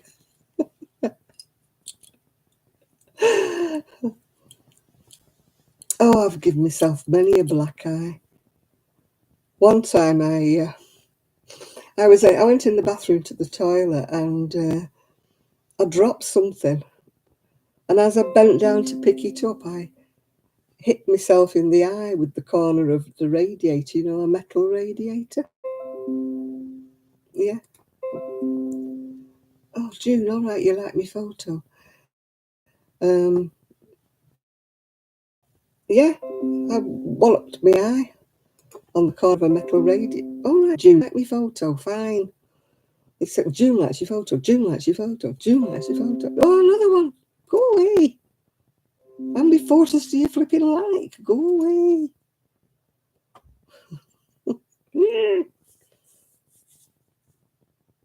I alternate with my sleeping. I can think, I'm so tired, I'm so sleepy, I'm going to bed now, and I can hardly keep my eyes open. And yet I get in bed and my eyes go, fooled you, you're wide awake now. Some days I think, oh, and I lie there for ages, and I think, I'll read. So I put the little bedside light on, and then I'll read for a bit, and I think, right, I'm nodding off now, I'm sleepy now, I'll turn the light off, like I'll put my book down. And then I go like that, I fooled you. I put music on. I've got an Alexa in my room, put that on low, and then I find myself listening to the music and like singing along in my head. And I'm thinking, this isn't right. This isn't sending me to sleep. I'm just singing along, I even tried, those go to sleep, Alexa will play, like Sound of Waves, they'll play, or music, rain coming down the window and stuff. If I'm not in the mood and I just finish up, I'll get up. So I get up sometimes and I come in here and I sit in my recliner and I go to sleep.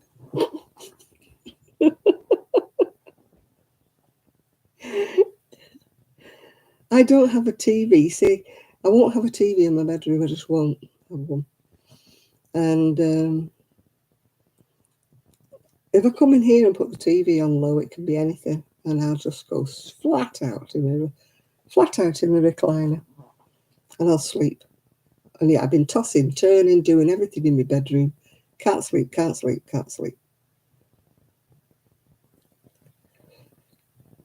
Yeah, I've tried all sorts of things. I do fall asleep to Sherlock Holmes. Sherlock Holmes stories, I've listened to nearly every one of them. Well, half listened to nearly all of them. And I do fall asleep to Sherlock Holmes for some reason or other. But I'm running out of Sherlock Holmeses because I've listened to them all now.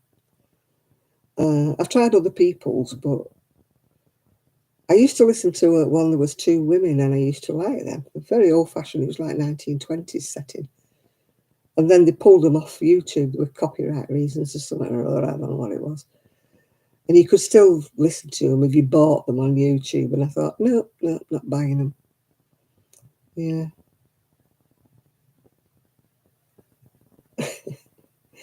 I put my little Kindle Fire next to me on the pillow, and the number of times it drops. I've got we call it ottoman, that lifts up, and the number of times it goes down, and I can't get it. And then I have to ask my son to come and retrieve it from inside the ottoman, and he's going, oh, Mother, what did you do? And I said, I don't know. Just knock it off. But I can't have a glass. My bedside table is about that big. So little. And if I have a glass of water or anything on it, off it goes.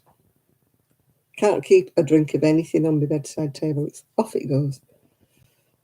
Yeah. I don't sleep an awful lot. I sleep from about, say, maybe 1 o'clock. But if I don't get to sleep, my sleeping hours kind of are when I should get up.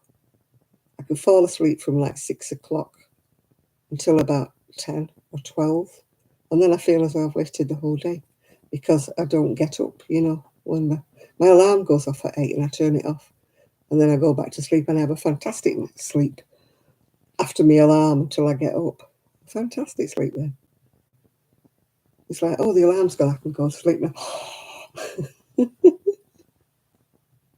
But touching wood, I'm not doing too bad actually at the minute. I'm actually getting in bed. Yeah. Oh, I like my nana naps, as my daughter-in-law calls it. I do like my nana naps. That started off when I used to doggy daycare the little chihuahua called Gigi. Gigi used to always climb on my knee. Be about 2 o'clock in the afternoon, he would climb on my knee and he would conk out. And he wanted me to recline the chair. And he hated me to wear trousers. He wanted me to wear a skirt or a dress. So he had a hammock, So he used to sleep like in between, my knees in his hammock. And woe betide if I was doing something. And he used to be clawing at me. And I knew what he wanted. He wanted to go to sleep. So I used to recline my chair and I used to think, I'll just watch a bit of telly while Gigi sleeps. And then, of course, and the number of people who used to walk past, the bay window and said, oh, you were giving it Zeds today. We went away, but you were. And I don't look pretty when I sleep. I'm the kind with the drooly mouth,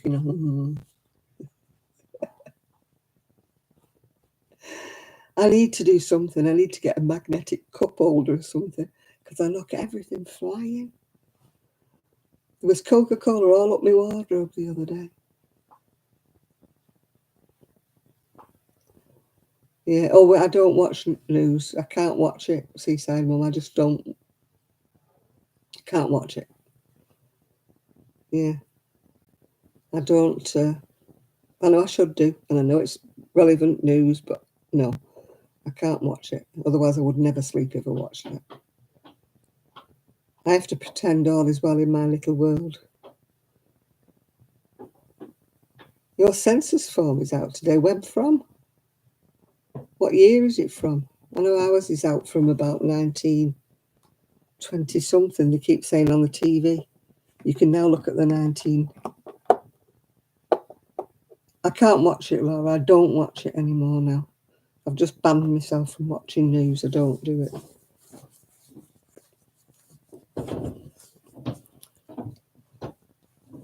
So, oh, people are walking about upstairs. They must be going to bed. Do you know you'd swear blind they had hobnail boots on? I'm sure you can hear them. 2022. Oh, you're going to fill in the census form. I thought you meant they were revealing what was on the census form. No, I don't think we're doing it here. I don't know when we last did a census form. It was years ago. I filled one in. Oh, creaky floors isn't in it, and you should. Oh, the hall. When I leave here and they've gone to bed, I'm like that, trying to walk dead slow. And if I make it creak, I'll wake one of the dogs up, and it's like. I'm thinking, oh no, I've woke a dog up. We've tried everything to stop the creaking floorboards. We've had them up, we've had them, filled in, we've had them done, whatever you do with creaky floorboards, and they still bloody creak. I don't know when we last did our census form. It feels like a long time ago I did ours in the UK. But Ireland's different. John lives in Ireland. Yeah, I mean, I wear carpet slippers, slippers. So it's not like I wear boots or anything. But it doesn't have creak. Out of here, I have to walk like along the hall to get to my bedroom or to get to the kitchen and the toilet. So I have to walk the length of it, past the stairs like that, and the length, and I'm like that, tiptoe, tiptoe, tiptoe. And it still creaks. Because we haven't got carpet, you see, we've got... I can't remember where we did the last census. I know I filled it in, I remember doing it. Seems ages ago, can't remember. Oh, here comes Rosie again. Hello, Rose. Hello, my little girl. Thought you were going to bed, Bill? Hey? Thought you were going to bed? Hey? Yeah, what you doing down here? Come to see Grandma before you go to sleep. You going to bed? You going to bed, Rose? Where's Mama? Where's your Mummy?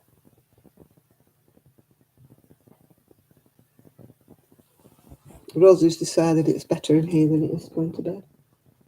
What are you doing, darling? You going beddy bow? You going bubble? What are you doing, Rosie? What are you doing, Angel?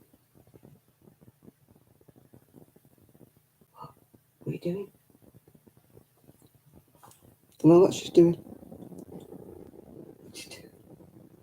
What you doing, Baba? You good girl. You good girl. She's staring at me like I've got 3 hats. Don't think you can see her. For me, my camera won't go past my chair. She's sat over there. Oh no, you can't see her. My chair's in the way. Oh, I can't get you to show her. She's laid down. She's lay on the floor in front of the fire, but you can't see her because of the chair. Sorry, people, you can't see her.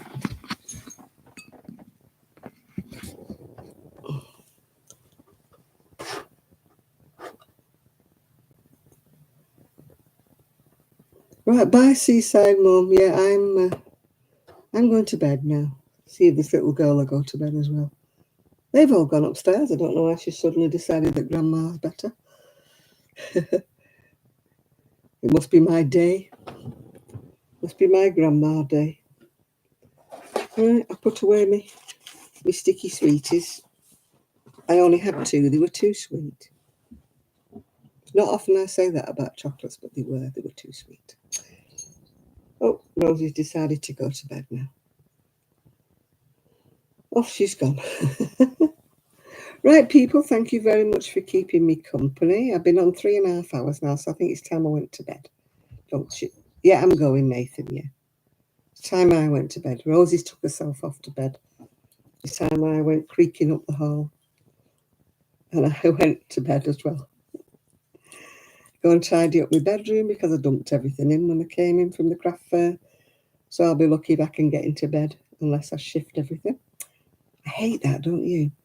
You're tired and you think, I'll go in my bedroom, and you've left all your clothes on the bed, or you've left everything on the bed, and you think, oh no, I've got to move all that before I can actually get in bed.